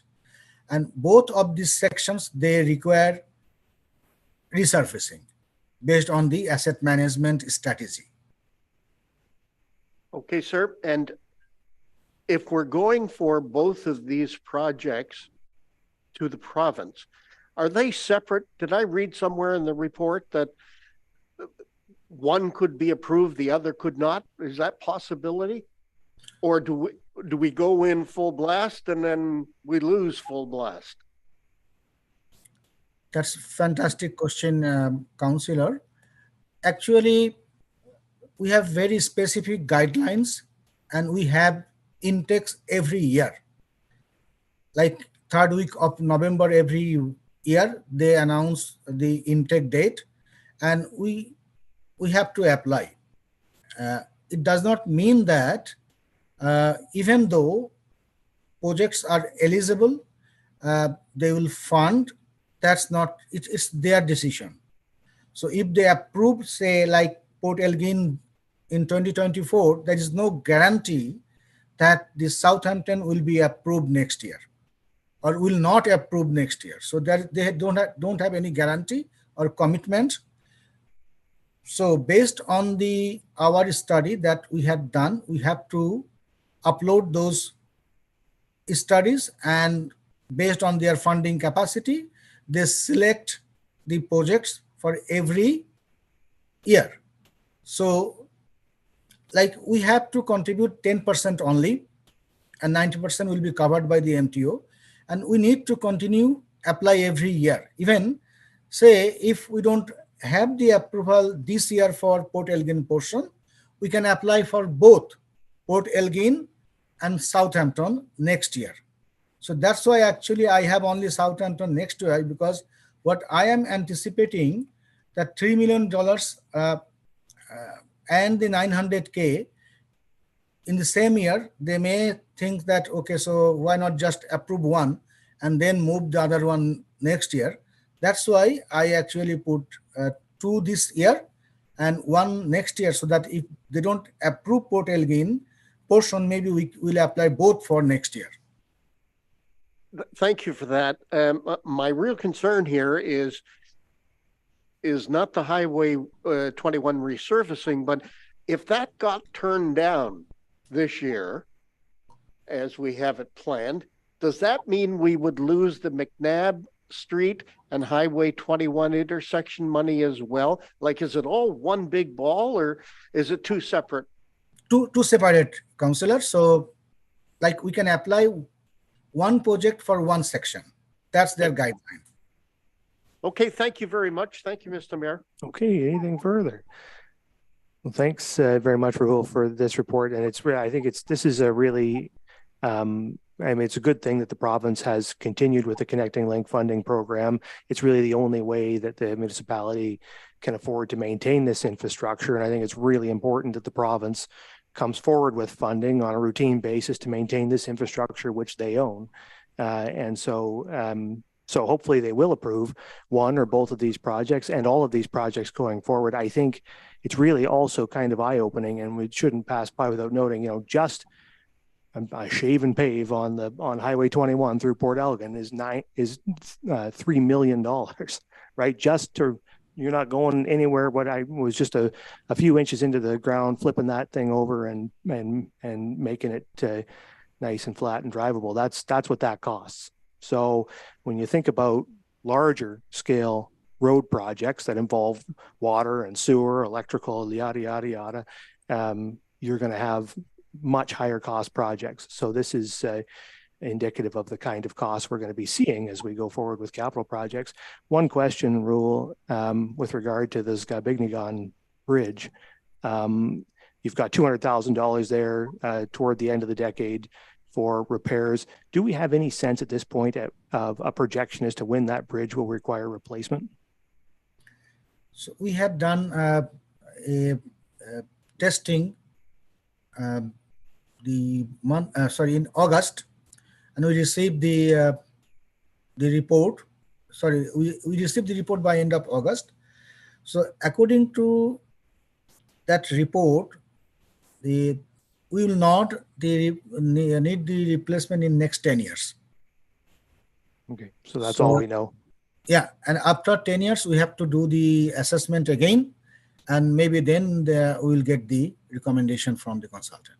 I really think, Rahul, that we need to figure out, even if it's just a question of projection, what that end date is for that bridge, even if it's just an estimate or a guess, because if the municipality is going to be on the hook even for 10% of that bridge replacement, we're going to have to think long in advance about how we're going to pay for that. And that's going to be just to replace a county bridge is $15 million project, right? To replace that bridge is probably a $50 million project, just spitballing here. So we're going to have to figure out, how to come up with our 5 million, right? And so I think we're going to need to understand that liability well. So hopefully that's a thing that we can think about as we do asset management going forward. Okay, so you've heard the recommendation. I'll ask all in favor. That's carried. Thanks, Rahul. So now we'll go on to the 2023 AMO delegation package briefs, and we have the manager strategic initiatives. Thank you, Mr. Mayor. This report is for information. Vice Deputy Mayor Mike Myatt, along with Saugeen Ward Councillor Dave Myatt and Port Elgin Ward Councillor Bud Halpin and Chief Administration Officer Caravan Mile, spent 3 days at the end of August in London at the Association of Municipalities of Ontario, or AMO, annual conference, speaking with ministry representatives and other municipal leaders on issues that matter to the town's residents and businesses. During AMO, the delegation met with 3 different ministries. One was the Ministry of Public and Business Service Delivery, and that was concerning funding required for the remediation of work on Pioneer Cemetery. They also met with the Ministry of Energy to acknowledge the town's appreciation for the province's plans to start the necessary development work on a new nuclear build and to seek recognition for the investments the town is making to support both future clean energy firms, as in the Innovation Park, and future workers, road and hard infrastructure improvements, recreational facilities like the Lamont Sports Park and the Aquatic and Wellness Center, and also the work to increase housing availability.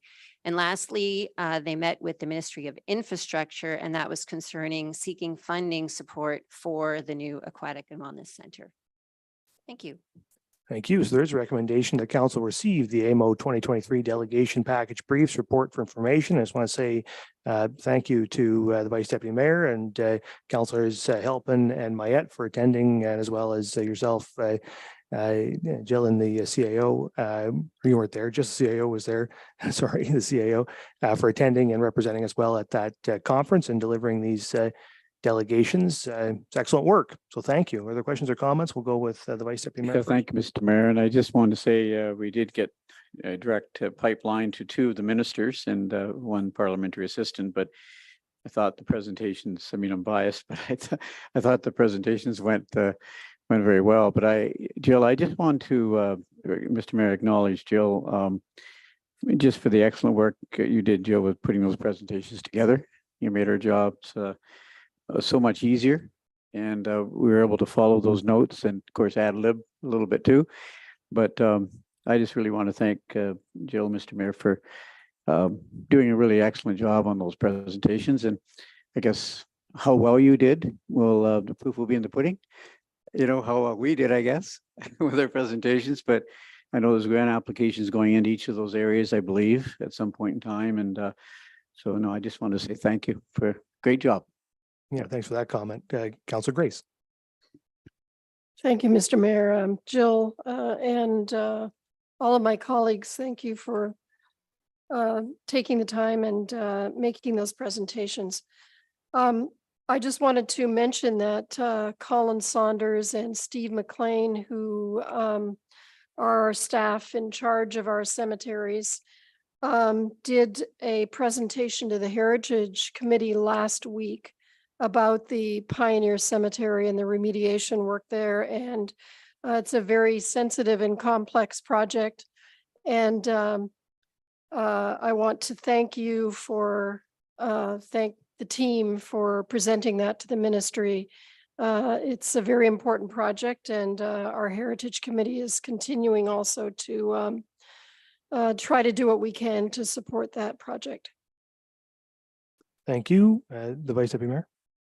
Just as a follow-up, thank you, Councillor Grace, because I toured and I had suggest to any member around this table, council, to take time to meet with Steve McLean and Colin out there and tour the Pioneer Cemetery. It's just fabulous. It was so enlightening, and there's a 200-page report that's 20 years old on the history of the Pioneer Cemetery that's in the possession of Steve McLean. And I'd really suggest, if you ever have time, just take the hour or two and tour. They'll provide a tour for you, and just really take the time and do that and show you've done it, no doubt. Okay, go ahead. But I just think it was it's fabulous to take a look at what's going on out there. The erosion that's happening on the Saugeen Riverbank is a little bit frightening. And that was part of the presentation we made to the minister, was that we've got serious erosion problems going on with Pioneer Cemetery, and we need to salvage. We need to somehow stop that erosion, and there's big bucks to do that. And that was what we presented to the that ministry to help with some funding for that. But anyways, I know Cheryl wants to comment. Thank you. Councillor Grace. Thank you. Yes, we actually do have a Heritage Committee tour set up for this Friday at 1 o'clock. Colin and Steve are going to help us, and I've been there too. But yeah, it's very interesting, and one of the things that I think it was Steve that mentioned this in our meeting the other day at the Heritage Committee, that one of the contributing factors was, I'm trying to remember, maybe I shouldn't point out the name of the pioneer whose grave is there, but he was an influential person at the time. This is starting in the 1860s, I think. And he had a lot of trees cleared out from the riverbank because he wanted a clear view of the river from his grave. So. Okay. Thanks very much. We'll take that under advisement when considering my own grave location. Councillor Davinsky. How do you follow that? Thank you, Mr. Mayor. And just one question, I guess, to those that were attending.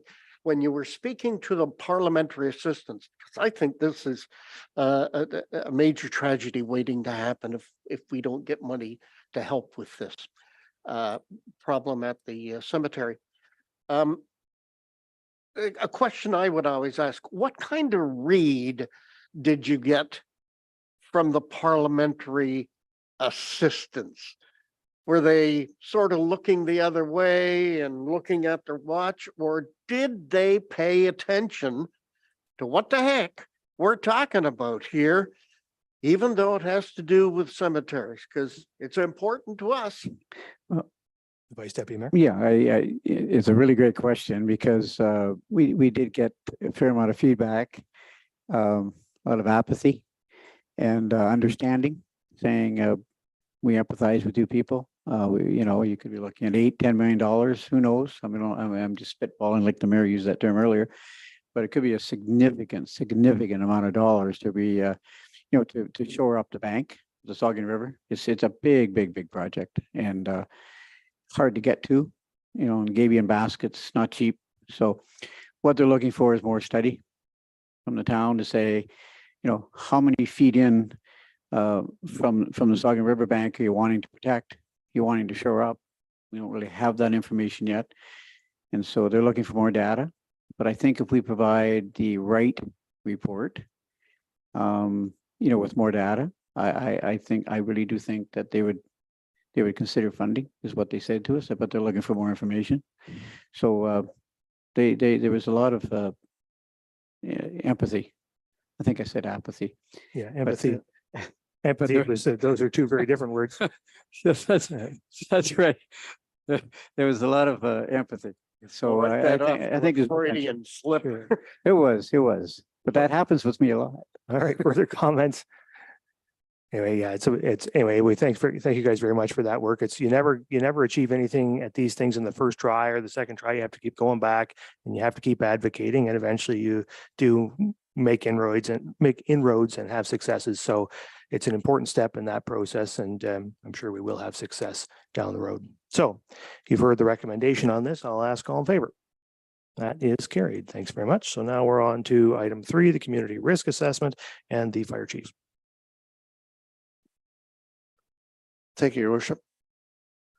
A couple notes. Well, I'm not going to talk about all 251 pages, I promise. I know you're disappointed.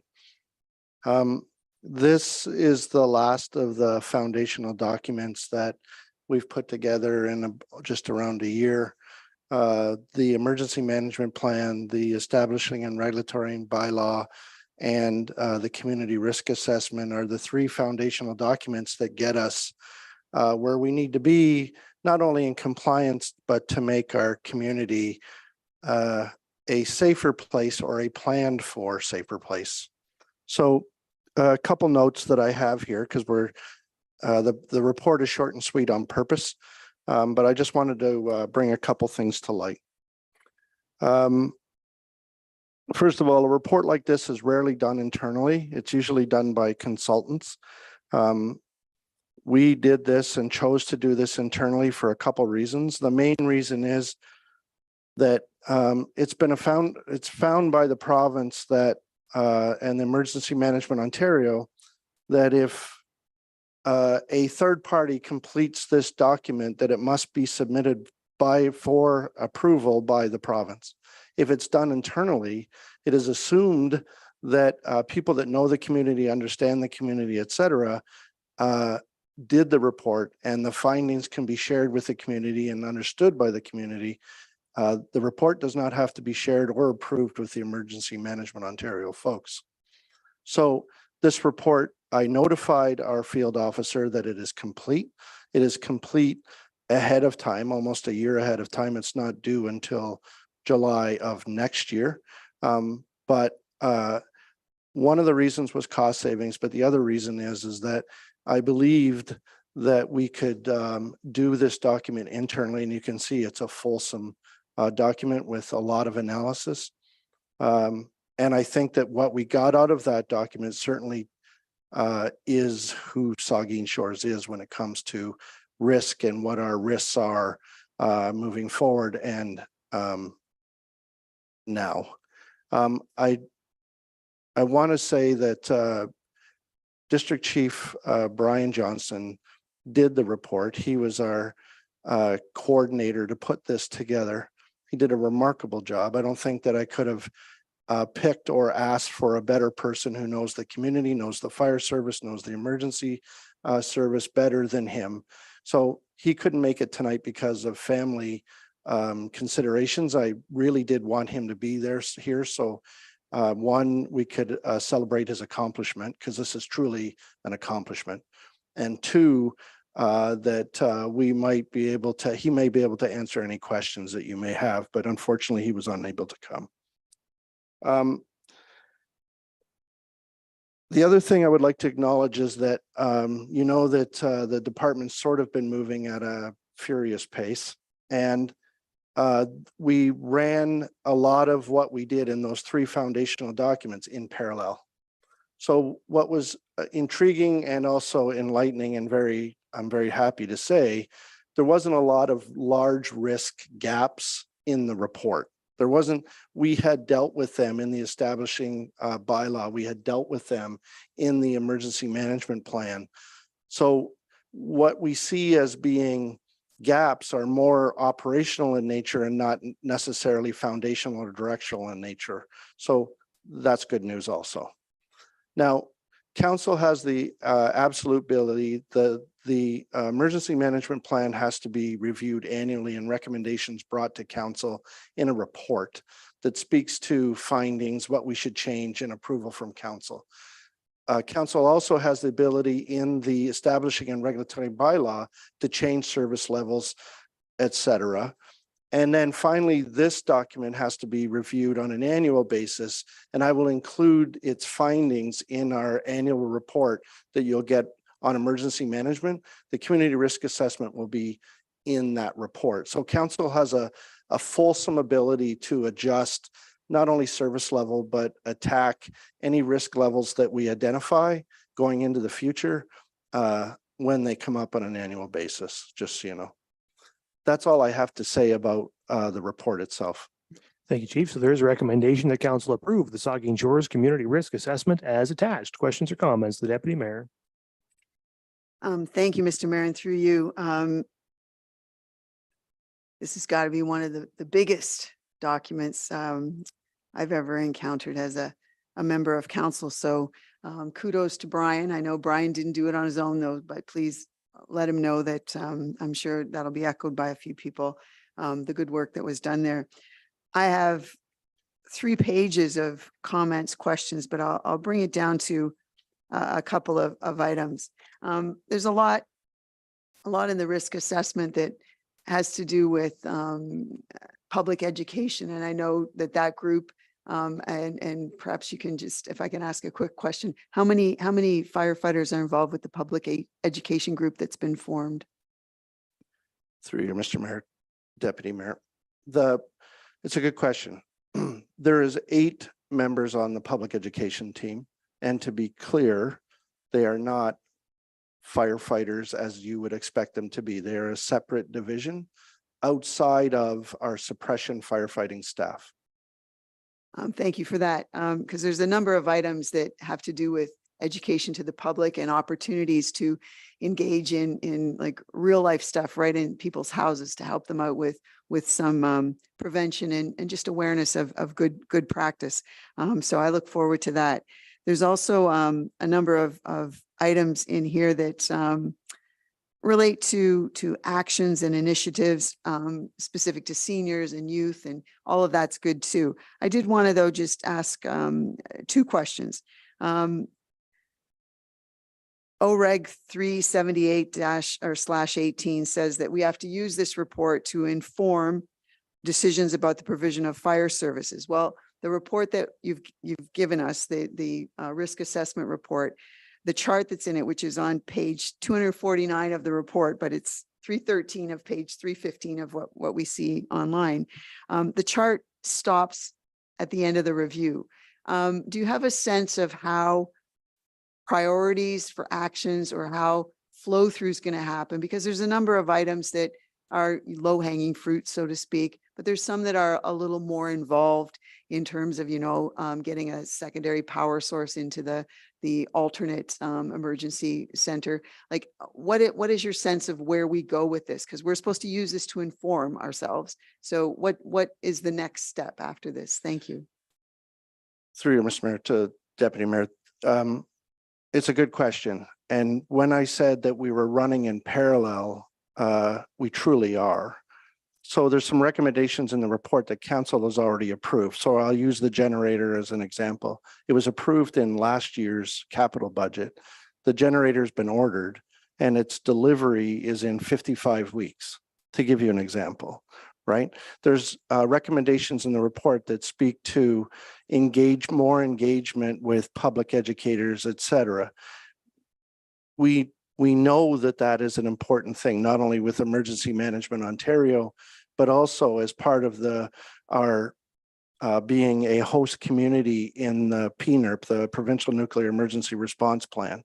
So part of the push out from the public education group will be more information on not only emergency planning, but also nuclear emergency planning, and fire and life safety. It's funny where it goes. I was part of a meeting about housing and cold and warming areas this previous week. And there may be an opportunity for the public education team to do vulnerable person checks for seniors, those type of things that we don't take away from what the suppression folks are doing, the emergency response folks, but we're using the public educators to do that. There's recommendations in the report that speak to that we need to make sure that we follow up on NFPA, the different standards for technical rescue, water rescue, ice rescue, et cetera. Council approved the ability for those service levels in the establishing and regulatory bylaw revision earlier this year. That has pushed us forward, and it's one of our KPIs is making sure that we hit all the benchmarks for all of the training that is required to meet the provincial standard for those individuals.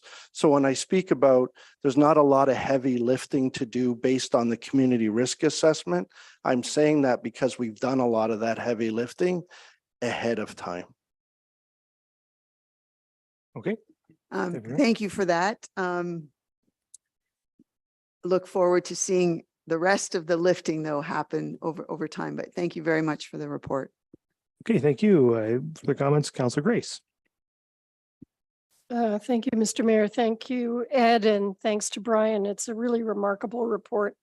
And I would recommend if the public is interested, they should take a look at it. It's very impressive and reassuring to see how what a detailed understanding, anticipation of just so many levels of what's going on in our community. The integration of the building reports, and I thought it was very interesting to see the discussion about affordable housing challenges and how those pose special risks, fire risks in particular.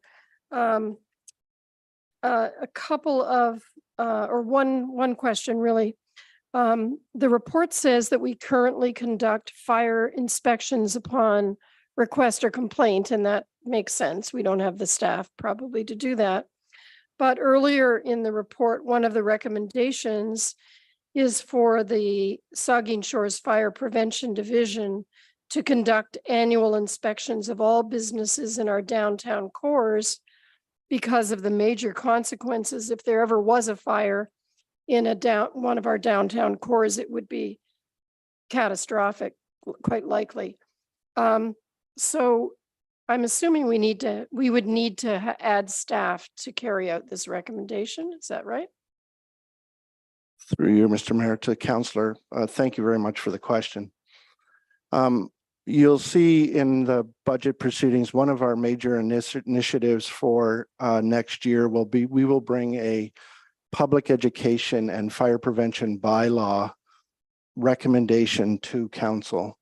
And in that bylaw, it's going to, instead of by complaint only, we will start to look at inspection by occupancy type and frequency of inspection by occupancy type.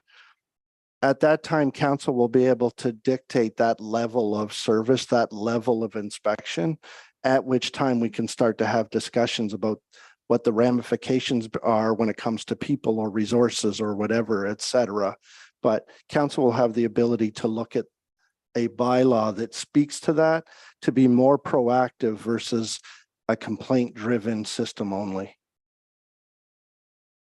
Okay, further questions or comments?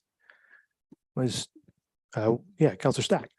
Thank you. Just two quick comments. One was just you noted some of the changing considerations regarding our building stock. So I thought that was an interesting point, that as our buildings get taller and more compact or more populated, that the changing risk profile and that some of the tools and equipment you may need. So I thought that was just a thoughtful point. The other one I wanted to just note is we talked in a few instances regarding the homeless and some of the risks that we're looking at. So I just encourage, as we talk about housing inspections and accommodations inspections, we consider carefully how we approach that, so we don't end up in a situation where we prevent any place of respite, for particularly for people in the unhoused community, because that's starting to become a greater challenge here. So I just want to be thoughtful when we talk about inspections, that we do so in a way that doesn't create an opportunity for even fewer accommodation opportunities for those types of folks. Thanks. Thank you. Further comments? I just reiterate the comments that have been made about how excellent the report is, and it is a good read, and it's because it's an opportunity really to evaluate all the risks that the municipality faces, and we don't often, at least I can't recall having received a document that encapsulates all of that as well, right? To have it in one place where you can read through and say, oh yes, that's a risk and that's a risk, right? And it's really important for those of us who have responsibility for mitigating those risks to have the document that assesses them and puts them all in one place so that we can begin to address them. You really can't address your risks until you know what they are, right? So this is key work and critical work, and just another example of the way in which, under your leadership, Chief, the fire department has been moving toward getting all of its ducks in a row in terms of meeting all the requirements and being in a position to be able to solidly be able to say to the public, we have this, we understand the risks, we are funding the mitigation appropriately, and we're prepared in the event of an emergency, whatever that emergency might be. So So it's really important work, tremendous work. As you've heard, please pass along our thanks and congratulations to District Chief Johnson and to all of your staff who were involved in this. We appreciate it greatly. So everyone's heard the recommendation. I'll ask all in favor. That's carried. Thank you. Okay, so now we're on to 8.3, reports of municipal councilors, and we do have a report of municipal councilor this evening. It's from Councillor Halpin, and it's about wildflower trail areas. Councillor Halpin, do you have some comments about this one? I do. Thank you, Mayor, and through you. You've all seen the report, but in a conversation with Nancy Darlington Smith, who's present here, Nancy prepared a proposal for wildflower trail areas for the town of Saugeen Shores. I'm listed as a supporter of this, and I'm respectfully submitting it for consideration in advance of the town's budget process. This proposal outlines the how, where, when, why, and who of the project, and it explains the long-term benefits to the community and the maintenance requirements once it's implemented. From the town perspective, this project not only makes sense, it's aligned with the goals and values expressed by this and previous councils through their strategic plan. Saugeen Shores is a thin green line on the coastline that is so important for migration of birds, for pollinators, for butterflies. And I think we're doing a good job environmentally. We always need to do more, but this can just be another action that we can take that will have some lasting environmental impacts for us, some positive environmental impacts. This is a pilot project, and it's not an expensive project, right? And the biggest aspect for it will really be the staffing of it. Once a project like this is completed, it will actually save the town money in terms of not having areas to mow, not spending the time on maintaining it. One of the other real benefits to a project like this is it's just really beautiful to walk through a meadowed area like that. And that's something that adds to the quality of life of everyone. It's a pilot project, which I would like to see expand. And I appreciate your support for this. Nancy is also here. If anyone has any questions, I know that she'd be happy to stand up and answer them as the author of the report. Thank you. Thank you, Councillor, and thank you for this report, and to Ms. Darlington Smith for her role in preparing it. So the appropriate thing to do, I think, with this would be to refer it to the budget. You've got a financial request in here, $5,000, and the report states that there is some activity in the 2024 the draft 2024 business plan already, which council hasn't seen yet. But I wonder, Councillor, if you'd like to make a motion to refer this financial request to the 2024 budget. Yes, I would. All right, so that's been moved by Councillor Halpin. Is there a seconder for that? Councillor Stack, is there discussion to the resolution? Councillor Grace.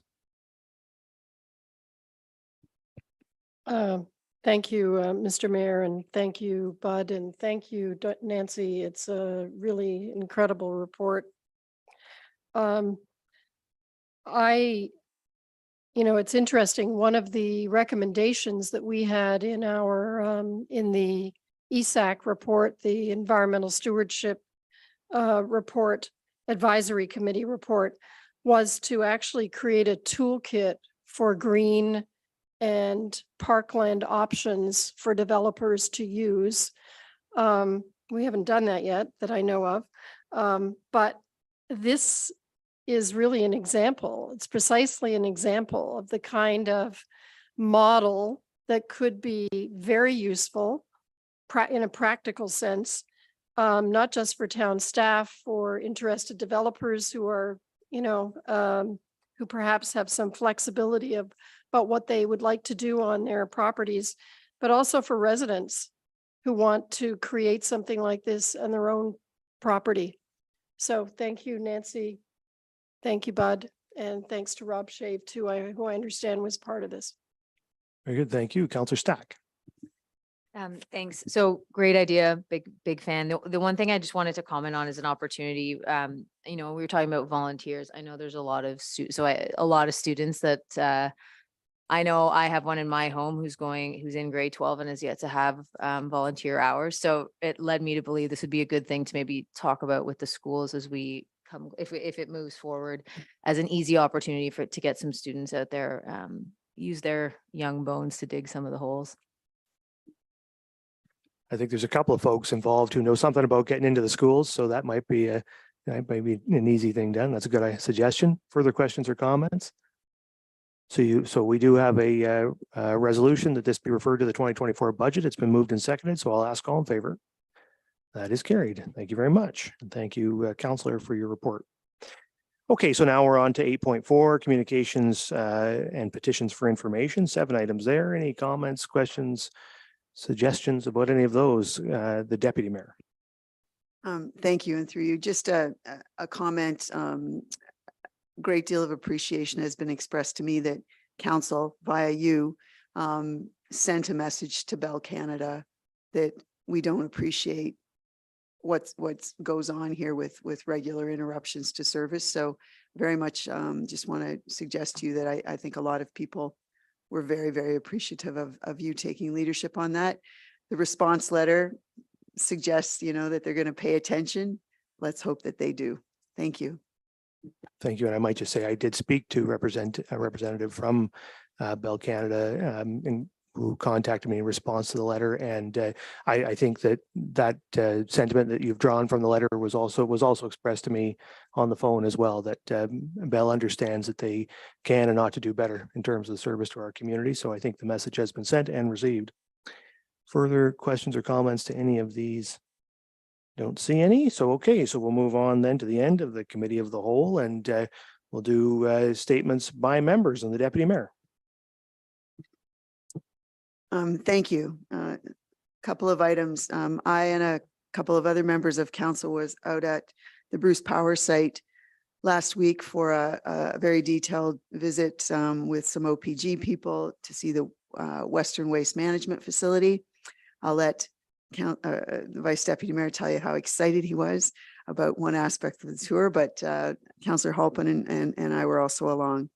I've also participated in a number of webinars recently that have to do with children in communities. And one last week was all about a good city for children is a good city for all of us. So very much look forward to some conversation during budget time about what we're doing for youth in the community and families with young children.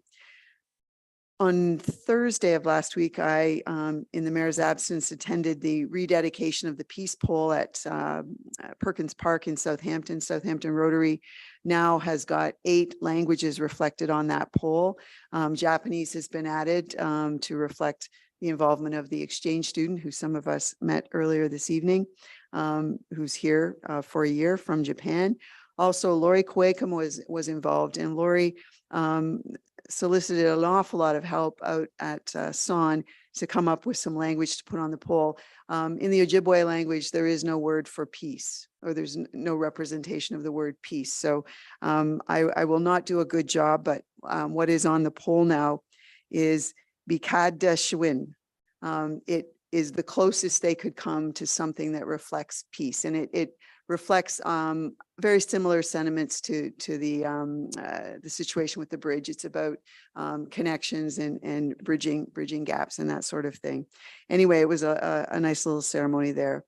I participated on Saturday at Snyder Park and Eastwood Park, along with Councillor Halpin, and Frank Burrows was there from the town. We did, in the space of less than 90 minutes, plant 400 trees. It was particularly good because there were a lot of young people there, and they were growing their own park, and their ownership of that park was very, very good to see. I, like many others, is collecting materials to take to the Hazardous Waste Day on Saturday at the Southampton Public Works Yard on Peel Street. And I also have a couple more items. I went down to a camp at Sulphur Springs, a Conservation Authority camp last Friday. I took some kids down there. They have a great junior naturalist program that operates at the southern end of the conservation area. So I just would like to encourage our reps to talk up a bit about getting the junior naturalist program up here in our part of the conservation area. The day camps, the kids camps at Sulphur Spring are finished. That was actually the last one on Friday. Nancy Griffith is retiring. She's amazing. I'm going to write a letter to the Conservation Authority board about her. But the junior naturalist program sounds cool. It would be great if it was up here. I, along with the Heritage Committee, are working on an event on Saturday, October the 14th from 1 to 4 in the afternoon. It's a Heritage Cultural Walk. It's a stroll and stop kind of thing at 4 of the oldest buildings in Southampton. The 4 are all churches.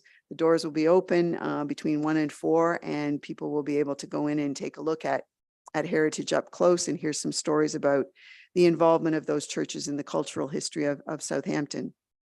2 other things: Truth and Reconciliation event on Friday. I know it was mentioned Saturday is the actual day. There is something at the school that I know the mayor is going to, but there is also an event happening on the bridge. The bridge will be completely closed. So I'm sure soon there'll be some messaging going out about, because it's going to be closed, I think, for an hour. If you're interested, 11:30 in the morning, you should plan to be near the bridge. There will be a number of ceremonial aspects, and students from GC Houston will be involved. And it is very reflective of Truth and Reconciliation situation. I did have a question, though. We received an indication that the fridge associated with well water testing was being installed at the Plex. Do we have, is it operational now? Are we on the schedule now? Is that something that can be announced?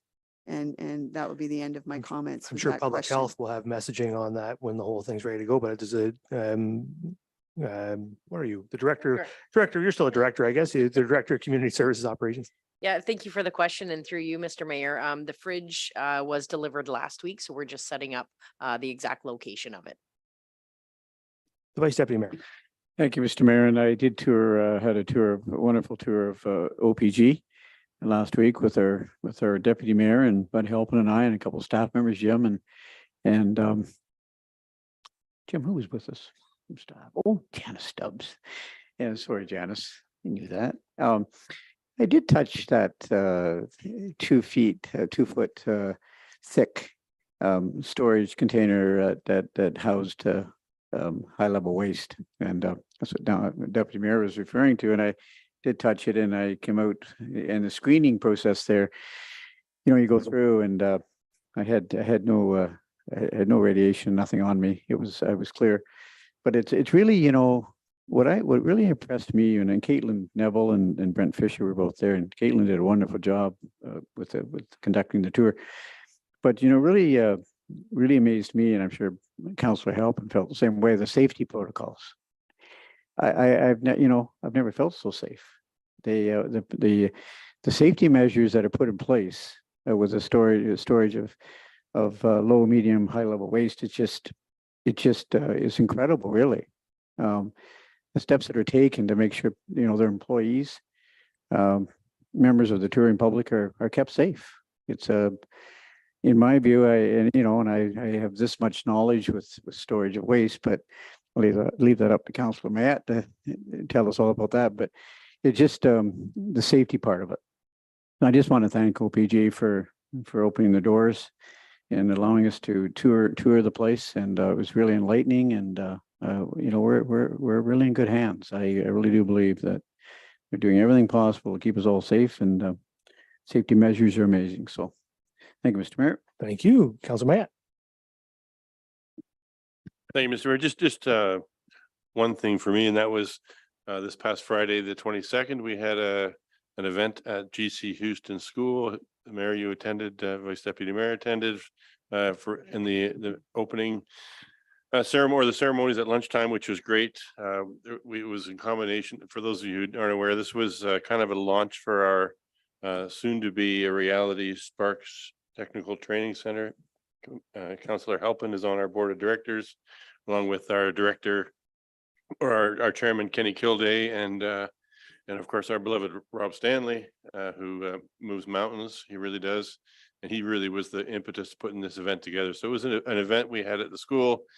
We had 75 participants. They were going through a tool in the trades introduction program. We had the Apprenticeship Council of Ontario there. And we were able to introduce our board and our training center, which is soon to be a reality in Port Elgin. That's another message coming to you soon. We received some great news in the way of support from Bruce Power at that meeting, and that's just going to springboard us in the future. So it was a great event attended by many people, and I'm looking forward to making some big announcements about that endeavor in the near future. Thank you. Very good. Councilor Duhaime. No further business for me. Thanks. Mayor. Thank you. Councilor Dwinsky. Thank you, Mr. Mayor. It's not something that's happened, but will happen. Friday, October 6th, and we don't have a council meeting before that, Ontario Elite Hockey League kicks in. And the Saugeen Shores Winterhawks will be on the ice. Their first opponent is Milverton here at the Plex. And it's the first game of the regular season. You got to come out and see these guys. They really put on a good show, and it's just darn good hockey. So make sure you put aside Friday, October 6th, 8:30 p.m. is game time. Be there. I was just gonna say, I don't want to hear you talk about the Winterhawks again unless it's in the in arena announcer voice. thing. That's Filtered by the mask. for next time. Councilor Grace. Nothing tonight. Thank you. Councilor Halpin. Thank you, Mayor, and through you. Yeah, just some real exciting things are going to be happening with the Spark Center, and so everyone keep listening to that. For a lot of people, the Spark is going to reach people who, you know, their educational journey isn't over yet. You know, there's more to happen for them, and we're just looking at really retraining people for the workforce, and I think it's a great initiative, and I'm happy to be a part of it. I guess I want to talk about trees again. It's one of my favorite topics, it seems, but there's a tree sale going on now. The portal's been open for a while. We're concerned that maybe people thought, like, because the spring tree sale sold out in a day, this tree sale is still open. There are maples available, $160 a tree, which is a really good price. And we're looking for partners. If people want to make Saugeen Shores greener, people want to retain the character of our town, buy a tree. Buy a tree. They'll be able to be picked up on October 14th at the Public Works Shed, and I'll be there helping distribute them. Thank you. Very good. Thank you. Councilor Stack.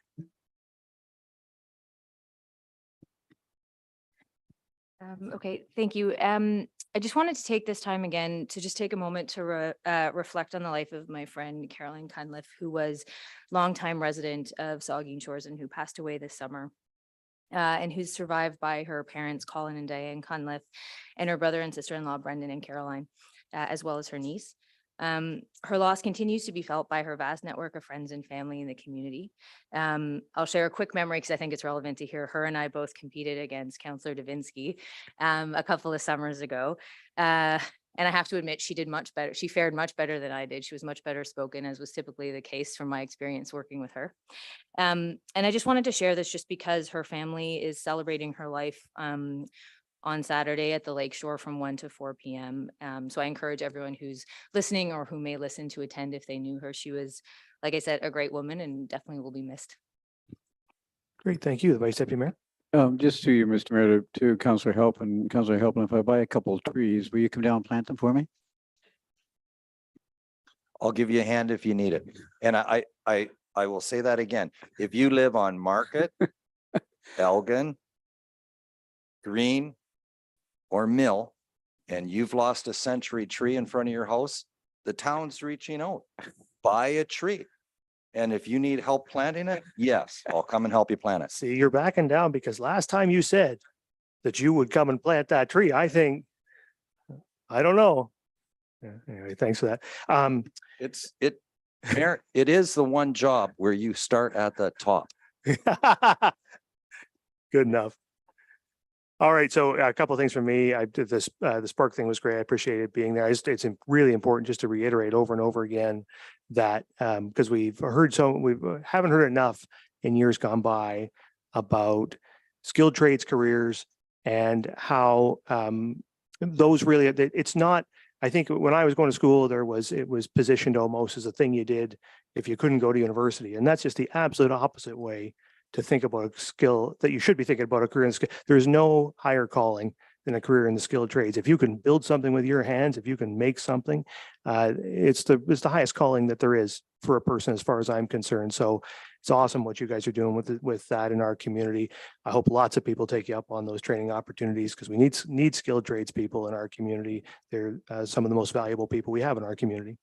And the other thing I wanted to mention is that last week I represented the municipality at the Canadian Nuclear Safety Commission midterm license review hearing for Bruce Power's license, and was honored to do that. Spoke in support of Bruce Power, and was pleased to remind the commission of all that Bruce Power has done over the last for as long as they've been in our community, the last 20 years, to improve the safety of our community, support our emergency services, support us through the pandemic, and also all of the collaboration and cooperation we've had from them on economic development. Just a whole myriad of things, and to express to them our eagerness to continue to work with them as they look to expand their site and hopefully construct new nuclear reactors there. So I will share my presentation that I made with council, hopefully at our next meeting, but I wanted to let you know that I was there on your behalf. So with that, it brings us to the end of the committee of the whole. I'll ask for a motion to adjourn. Moved by Grace, seconded by Halpin. All in favor. Committee stands adjourned, and we will convene regular council at 5 to 9.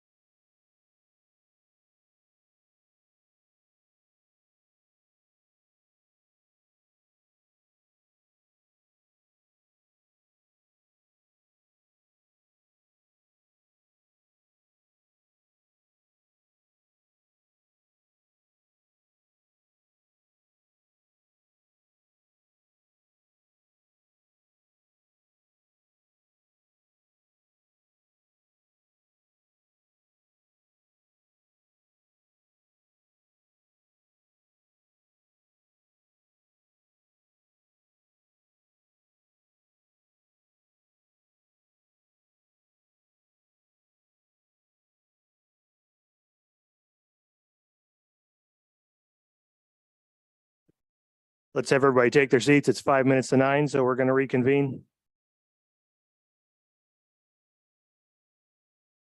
They're not listening to me.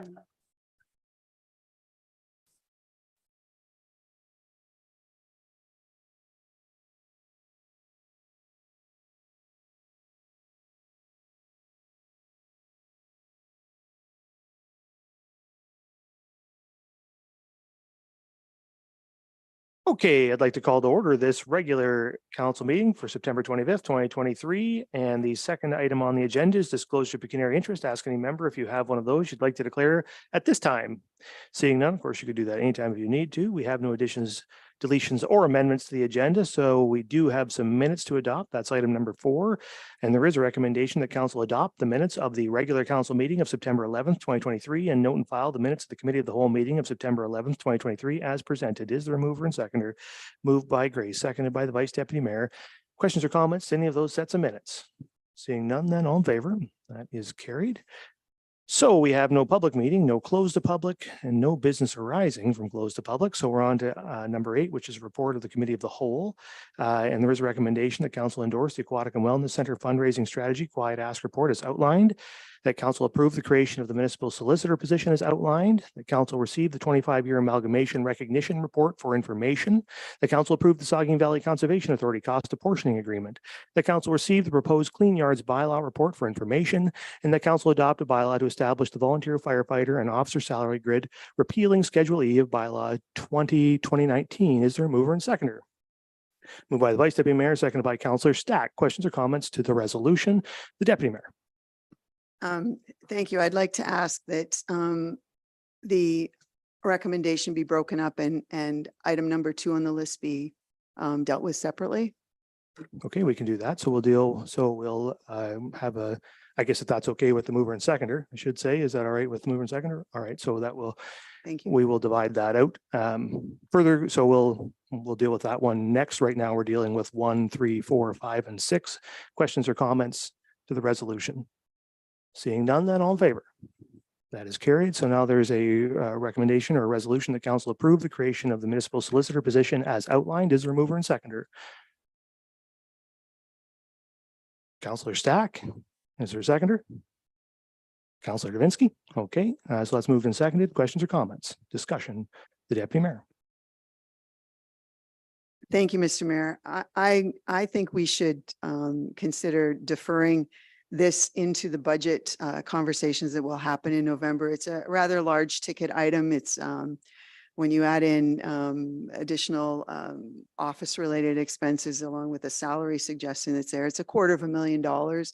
And I think that it should fit in with conversations that we have about a number of expenses and opportunities and challenges that are facing this community. I was assured by some communication that went out from the CAO to a member of the public that existing situations will be dealt with as they need to be dealt with over the next little period. I don't see any reason why we need to rush this, and I think it would fit in very nicely in the budget conversations as a conversation about staffing and opportunities, and that then it can I believe fit in better with the planning for the future of the community. So I will not be supporting approval of this at this time. I think it should fit in at a different time in our schedule when we're actually talking about how much it costs and how we should be functioning as a corporation. Thank you. Okay, so you're not making a motion to defer then or refer? I would make a motion to defer, but there's a motion on the floor. Is that in No, order? motion Well, to then, defer, a motion to defer takes okay, well, precedence. then I would make a motion to defer this to take place during the budget Okay, so deliberations. we'll call that a motion to refer if you're okay with that, a motion to Sure. refer to the budget. There's a seconder, so it's that second by Councillor Mayette. So is there any discussion on the motion to refer to the 2024 budget? Councillor Stack. Yeah, I think it's a good idea. I think, I expressed my opinions about the position before. They haven't changed, but I think the deputy mayor raises a good point. So I'll support the deferral or the referral. Sure. Okay. Further questions or comments? I don't see any. So all in favor of the referral? That's carried. Okay, so we'll move on then to reports of municipal officers and committees. And the first one is a staff report on declaring land surplus and authorizing the transfer of lands for the River Road Land Exchange. There's a resolution that council declare the lands described as Part 4 on 3R 9774 as surplus to the needs of the municipality, and that bylaw 83/2023 be adopted. Is there a mover and seconder? Moved by the Vice Deputy Mayor, seconded by Councillor Grace. Any discussion? Seeing none, all in favor? That's carried. Next is a staff report on the proposed heritage designation for 30 Grosvenor Street South. There's a recommendation or resolution, I should say, that staff be directed to proceed with the designation of 30 Grosvenor Street South, Southampton, in accordance with the Ontario Heritage Act. Is there a mover and seconder? Moved by the Deputy Mayor, seconded by Councillor Davinsky. Discussion? Seeing none, all in favor? That's carried. Third is a staff report on establishing 0.3 meter reserves as public highways for the Summerside subdivision. Does the clerk want to clarify the staff report on that? Thank you. Through you, Mayor Charbonneau. As noted in the report, incorrectly as part of the summary, that there were roads that were identified in that summary that were from a previous reserve report. They should be referencing Hawthorne, Highland, and Bruce. Both the analysis in the report as well as the bylaw do recognize the proper roads. Okay, thanks for that clarification. So it's resolved or will be resolved. The council adopt bylaw 84/2023 to establish block 54 3M-265 and block 62 and 64 plan 3M-258 as part of the public road system. Is there a mover and seconder? Moved by the Deputy Mayor, seconded by Councillor Halpin. Discussion, the Deputy Mayor. Thank you. I will be supporting the recommendation or the motion. I did want to ask though, for the benefit of everybody here, for just a comment about why we do this. 0.3 meters reserve for a tiny section of road. There's a reason why we do it. So I just would appreciate if that could be responded to. And then my second comment is really Hawthorne Street isn't shown on the map that we received. It's actually the parallel one as Mary Rose goes down and curves around. I believe when it curves back up, that's Hawthorne. I do think, and I hope that we get to a discussion sooner rather than later about how streets get named here. I believe Hawthorne probably is a remnant from a subdivision plan over time. So it's just been there for a while, but certainly there's opportunities for us to engage in street naming that reflects people, places, different things that are important to the community. But if perhaps Mark could just explain why 0.3 meter reserves are valuable in the longer term planning for the community, that might be helpful for people watching and for some of us at the table. Thank you. I will turn it over to the director, but first on the second point about the naming of the street, this street was named intentionally recently for Duncan Hawthorne, former president CEO of Bruce Power. So that's why that's the naming. And in fact, and I had made it a tree. Yeah. Tree. No, it's named for Duncan Hawthorne, the director.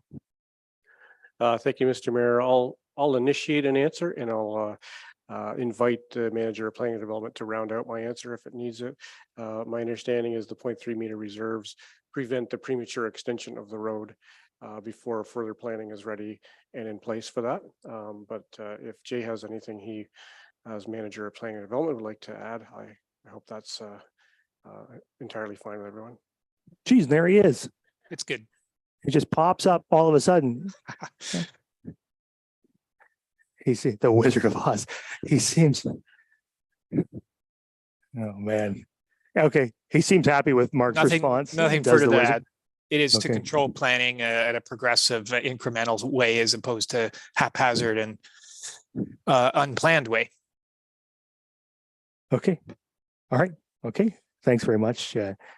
Any further questions or comments on that resolution? Seeing none, then all in favor. That is carried. All right. Now we're on to item 4, which is a staff report to repeal bylaw 20/2019. It's recommended that council repeal bylaw 20/2019 and adopt bylaw 82/2023. Is there a mover and seconder? Moved by Halpin, seconded by Grace. Discussion? Seeing none, all in favor? Carried. And then finally, there's a planning report with an addendum to planning report Z53 for Cashin. And the resolution is that council approve bylaw 78, 2023 as amended. Is there a mover and seconder? Moved by Mayette, seconded by Davinsky. Discussion. Councillor Mayette. Thank you, Mr. Mayor. Many of us will have received correspondence from the Cation family, and what they're expressing a bit of a problem with the conditions in here. Not that they don't want to meet the conditions, because the conditions are for the archaeological assessment of their new laneway, and what they're asking for is permission to be able to use the existing laneway until such time as that archaeological assessment can be completed, because the timelines apparently are considerable to get a approved archaeological assessment done and have it approved. And I think that's a reasonable request. And I would ask that that be added to the conditions of the approval. Yeah, certainly that can be done by resolution to amend. Perhaps we could ask the supervisor, or pardon me, the manager of development services just to comment on that. Give us your thoughts on that, Jane. Yeah, we've had a little while to consider that request. We received the request from the Cations, and yeah, so if there is a based on our experience, providing say 6 more months, it would change clause 5.5.69 subsection I think in the draft bylaw to replace the November 1st deadline with, we talked internally, proposed a June 1st, 24 deadline.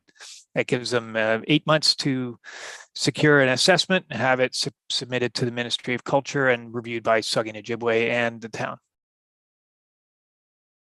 Councillor Mayette. I would move that amendment then.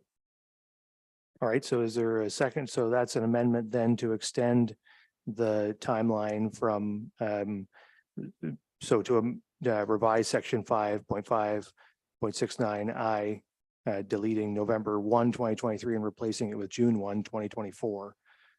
So that's been moved by Councillor Mayette. Is there a seconder for that? The Deputy Mayor?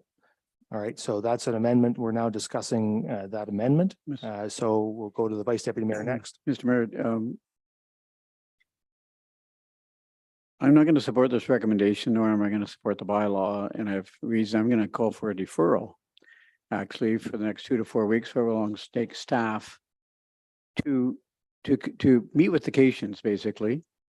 I'm asking for a deferral for a few reasons. And I did tour I know the lane.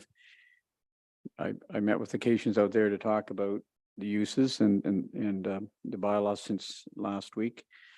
But I'm going to ask for deferral for the following reasons. Number one, I really don't believe they should be required to build a new road, a new lane. There's already a lane there that goes back to their shop, to the landscape business. Perfect lane for them to use for that use. I can't, and I know Council Help, and I think made this comment at the last meeting, where why are we chewing up more farmland for a second lane right beside the existing lane? It just makes no sense. For me, I can't support that. I can't support this recommendation tonight, nor the bylaw. The reason I'm asking for a deferral and is for the following reasons. I think that number one, we need to give staff time to meet with occasions and to talk about perhaps a long-term lease. I think we need to talk about maybe outright purchase of the lane. I'm not sure why we're keeping Chapel Sidewalk. It's a road to nowhere. It's a dead-end road. I don't see us punching a road through there and behind the sewage plant and behind the cemetery ever. I don't, for what reason? So I don't see the purpose of us keeping that road. There's risk and liability involved. I think staff should meet with the Cations to talk about winter maintenance. They'll see if they want the road. assume the maintenance, winter maintenance. Assume the maintenance and repairs of the road. Make sure the snowmobile club's looked after with any lease or sale. You know, that's a route through there. Talk about risk and liability insurance. I believe the Cations should be responsible for that. If that road is going to be used by the Cations for a single purpose, back to their shed and for the landscape business, then let them pay for it. And I think there's a willingness with them, you know, to work with the town to make it work. So if we support this bylaw tonight, basically what we're saying is they have to put that road in by next June. I can't support that. I can't for a minute think why we'd want them to build a new road. So anyways, I'm going to ask for a deferral for 2 to 4 weeks for staff to meet and come back with, you know, to this council, to talk about options. And maybe we should be selling the lane. We did one recently. Maybe we should be doing it again. So that's my, I'd like to put that on floor. I guess you have to deal with the other motion. So what we'll first. do with, and your desire, Vice Deputy Mayor, is to defer the main motion. So we have to deal with the amendment, which has been moved and seconded before we can consider deferral of the main motion. So we are discussing currently an amendment to adjust that deadline from the 1st of November to the 1st of June of 2024. So let's discuss that. If we can dispense with it quickly, that would be good, and we can come back to the main motion. But let's keep our conversation focused on that timeline change. So we'll go to Halpin and then back to Mayette, and then Grace. Well, okay, I don't think that that's maybe even going to give them enough time to do that. And I side, as I said last time, we're fixing something that isn't broken. We're making them put in a road when there's a good road there. If dust is an issue, use dust control. I think that they're willing to do that. And I also can't support plowing under farmland to build a road beside a road. And the other thing too to keep in mind is, you know, that farm is really sequestering and holding a really valuable part of the Saugeen River and everything too, and the delta lands and the islands in there and everything. So, you know, it's an important piece of land as well. Thank you. Understood. So I'm going to come to Grace first and then back to you, Councillor Mayette, because I don't think Councillor Grace has spoken yet. Thank you, Mr. Mayor. So in supporting this proposed amendment, I would support the amendment, but it doesn't necessarily mean that I'm supporting the entire bylaw. So that's my position. I will support the amendment. Understood. Councillor Mayette. Thank you, Mr. Mayor. Mine was a point of order as well, which is we can support the amendment and then still potentially defer the main motion. Yeah, I apologize if I wasn't clear. We have to deal with the amendment first before we can deal with a motion to defer the main motion. So that's all. There's no motion to defer that has been made at this point, but one may be made once we consider the amendment, unless somebody wishes to defer consideration of the amendment. And then speaking to the amendment, we by doing that, we buy time, even if it gets deferred. So if staff doesn't come back within the requested period of time, as Councillor Halpin pointed out, this gives them until the spring before they have to start building a road. It's important to be clear that if we don't pass the bylaw, until we pass the bylaw, their zoning is still not, they're still out of compliance with the zoning. So they can't do anything until we pass this bylaw. So the law, so nothing we do with this resolution means anything unless we pass it, right? Unless we pass the bylaw. So just to be clear, right? Just to be clear, hopefully that's clear. I hope it is. So it isn't clear. So to be clear, if we pass a resolution now to amend this, right? And we amend the bylaw, and then we come back to consider the bylaw as amended, and we defer that bylaw, then the bylaw isn't in effect, right? We have to pass the bylaw to put the bylaw into effect. So I'm just trying to clarify the point made by Councillor Mayette that we haven't done anything until we pass the bylaw finally. And also until we pass this bylaw, I always want to pronounce it Cashin. Why can't I pronounce it? Cation. I apologize. Again, I can't get that right. Cation to the Cations will not be able to proceed with the landscaping business on the site because it won't comply with the zoning until we pass the bylaw. Hope that's clear. I apologize. Councillor Halpin. You don't have to apologize for my lack of understanding, but I guess what it's almost certainly my lack of ability to explain it. Okay, so but if can we pass the bylaw without them having to put the driveway in? That's my question, because I want them to be in compliance. I want, you know, they're wanting to be in compliance. Okay, so can we separate that condition? Or, you know, like, I mean, I don't want to vote to have this bylaw if it means that they have to put in a driveway. If that's the case, I'm going to vote against it because I don't think they should have to. Thank you, Mayor. What I would suggest to council is an appropriate way to proceed is what the Vice Deputy Mayor has suggested, a deferral. Give staff the opportunity, if the direction that council wishes to proceed in is to not require the construction of the new driveway, give the administration an opportunity to discuss that with the property owner and proceed in an appropriate and well thought out manner, right? We don't want to pass this bylaw and not have thought through the ramifications and got to report back and understand, right? So a deferral is the right thing to do if that's the direction that council is leaning, in my opinion. So we're considering the amendment. Is there further discussion with regard to the amendment? Councillor Mayette. Yes, thank you, Mr. Mayor. Through you, would an alternate way of handling this be to get the amendment through, to give them until 6 months, and then pass the bylaw, and then have staff work with the Cations to come up with an alternative that may include some of the things the Vice Deputy Mayor suggested that would necessitate not having the roadway, and then pass an amendment to the bylaw so that they can start to move forward with their business plans, while at the same time alternate arrangements could be made. Would that be an alternative way of handling this?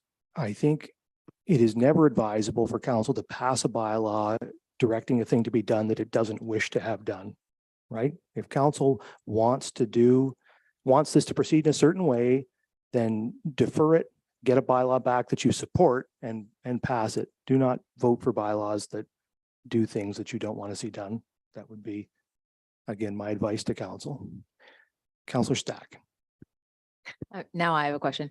So if we're going to come back with a new bylaw and the discussion seems to be, do we put a road in? Do we not? Do we require a road? Do we not require a road? Is there going to be a staff report? Because I heard the mention of dust mitigation. So this won't surprise anyone. I'm not a farmer and I don't spend a lot of time on dirt roads. So I'm not sure what dust suppression looks like, but given its proximity to the river, if it's depending on the substance, I would certainly be more comfortable having that discussion, knowing what comprises dust suppression.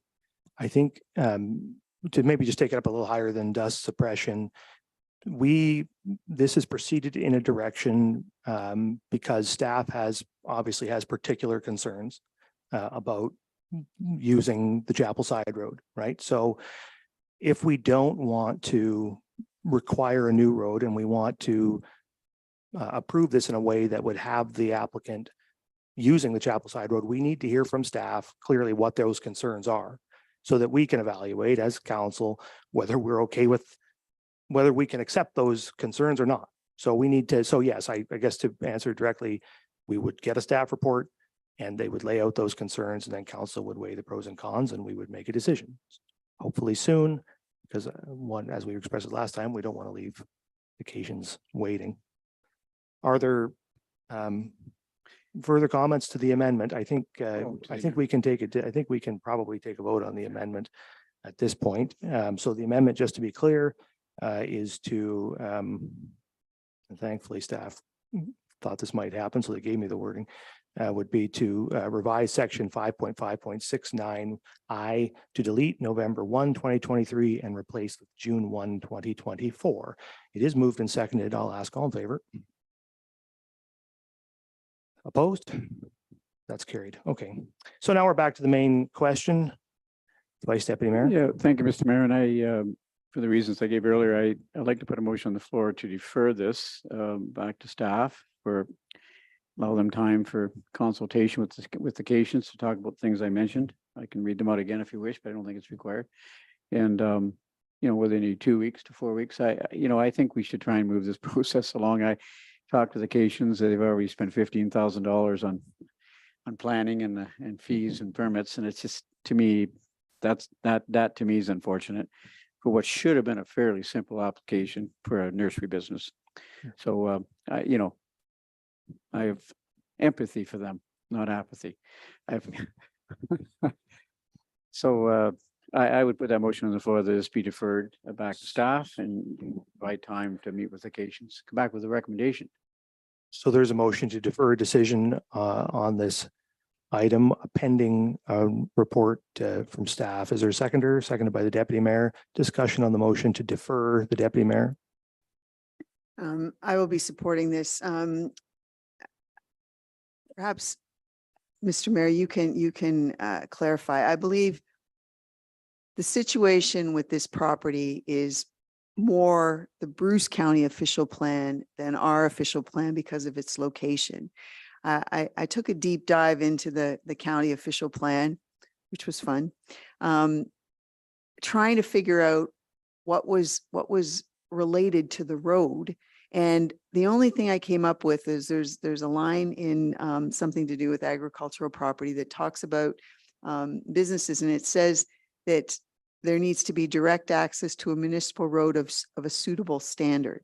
Is that the item in the county's official plan that's driving this issue with the road? I think we'd be better to put that to the manager of development services if he's still there.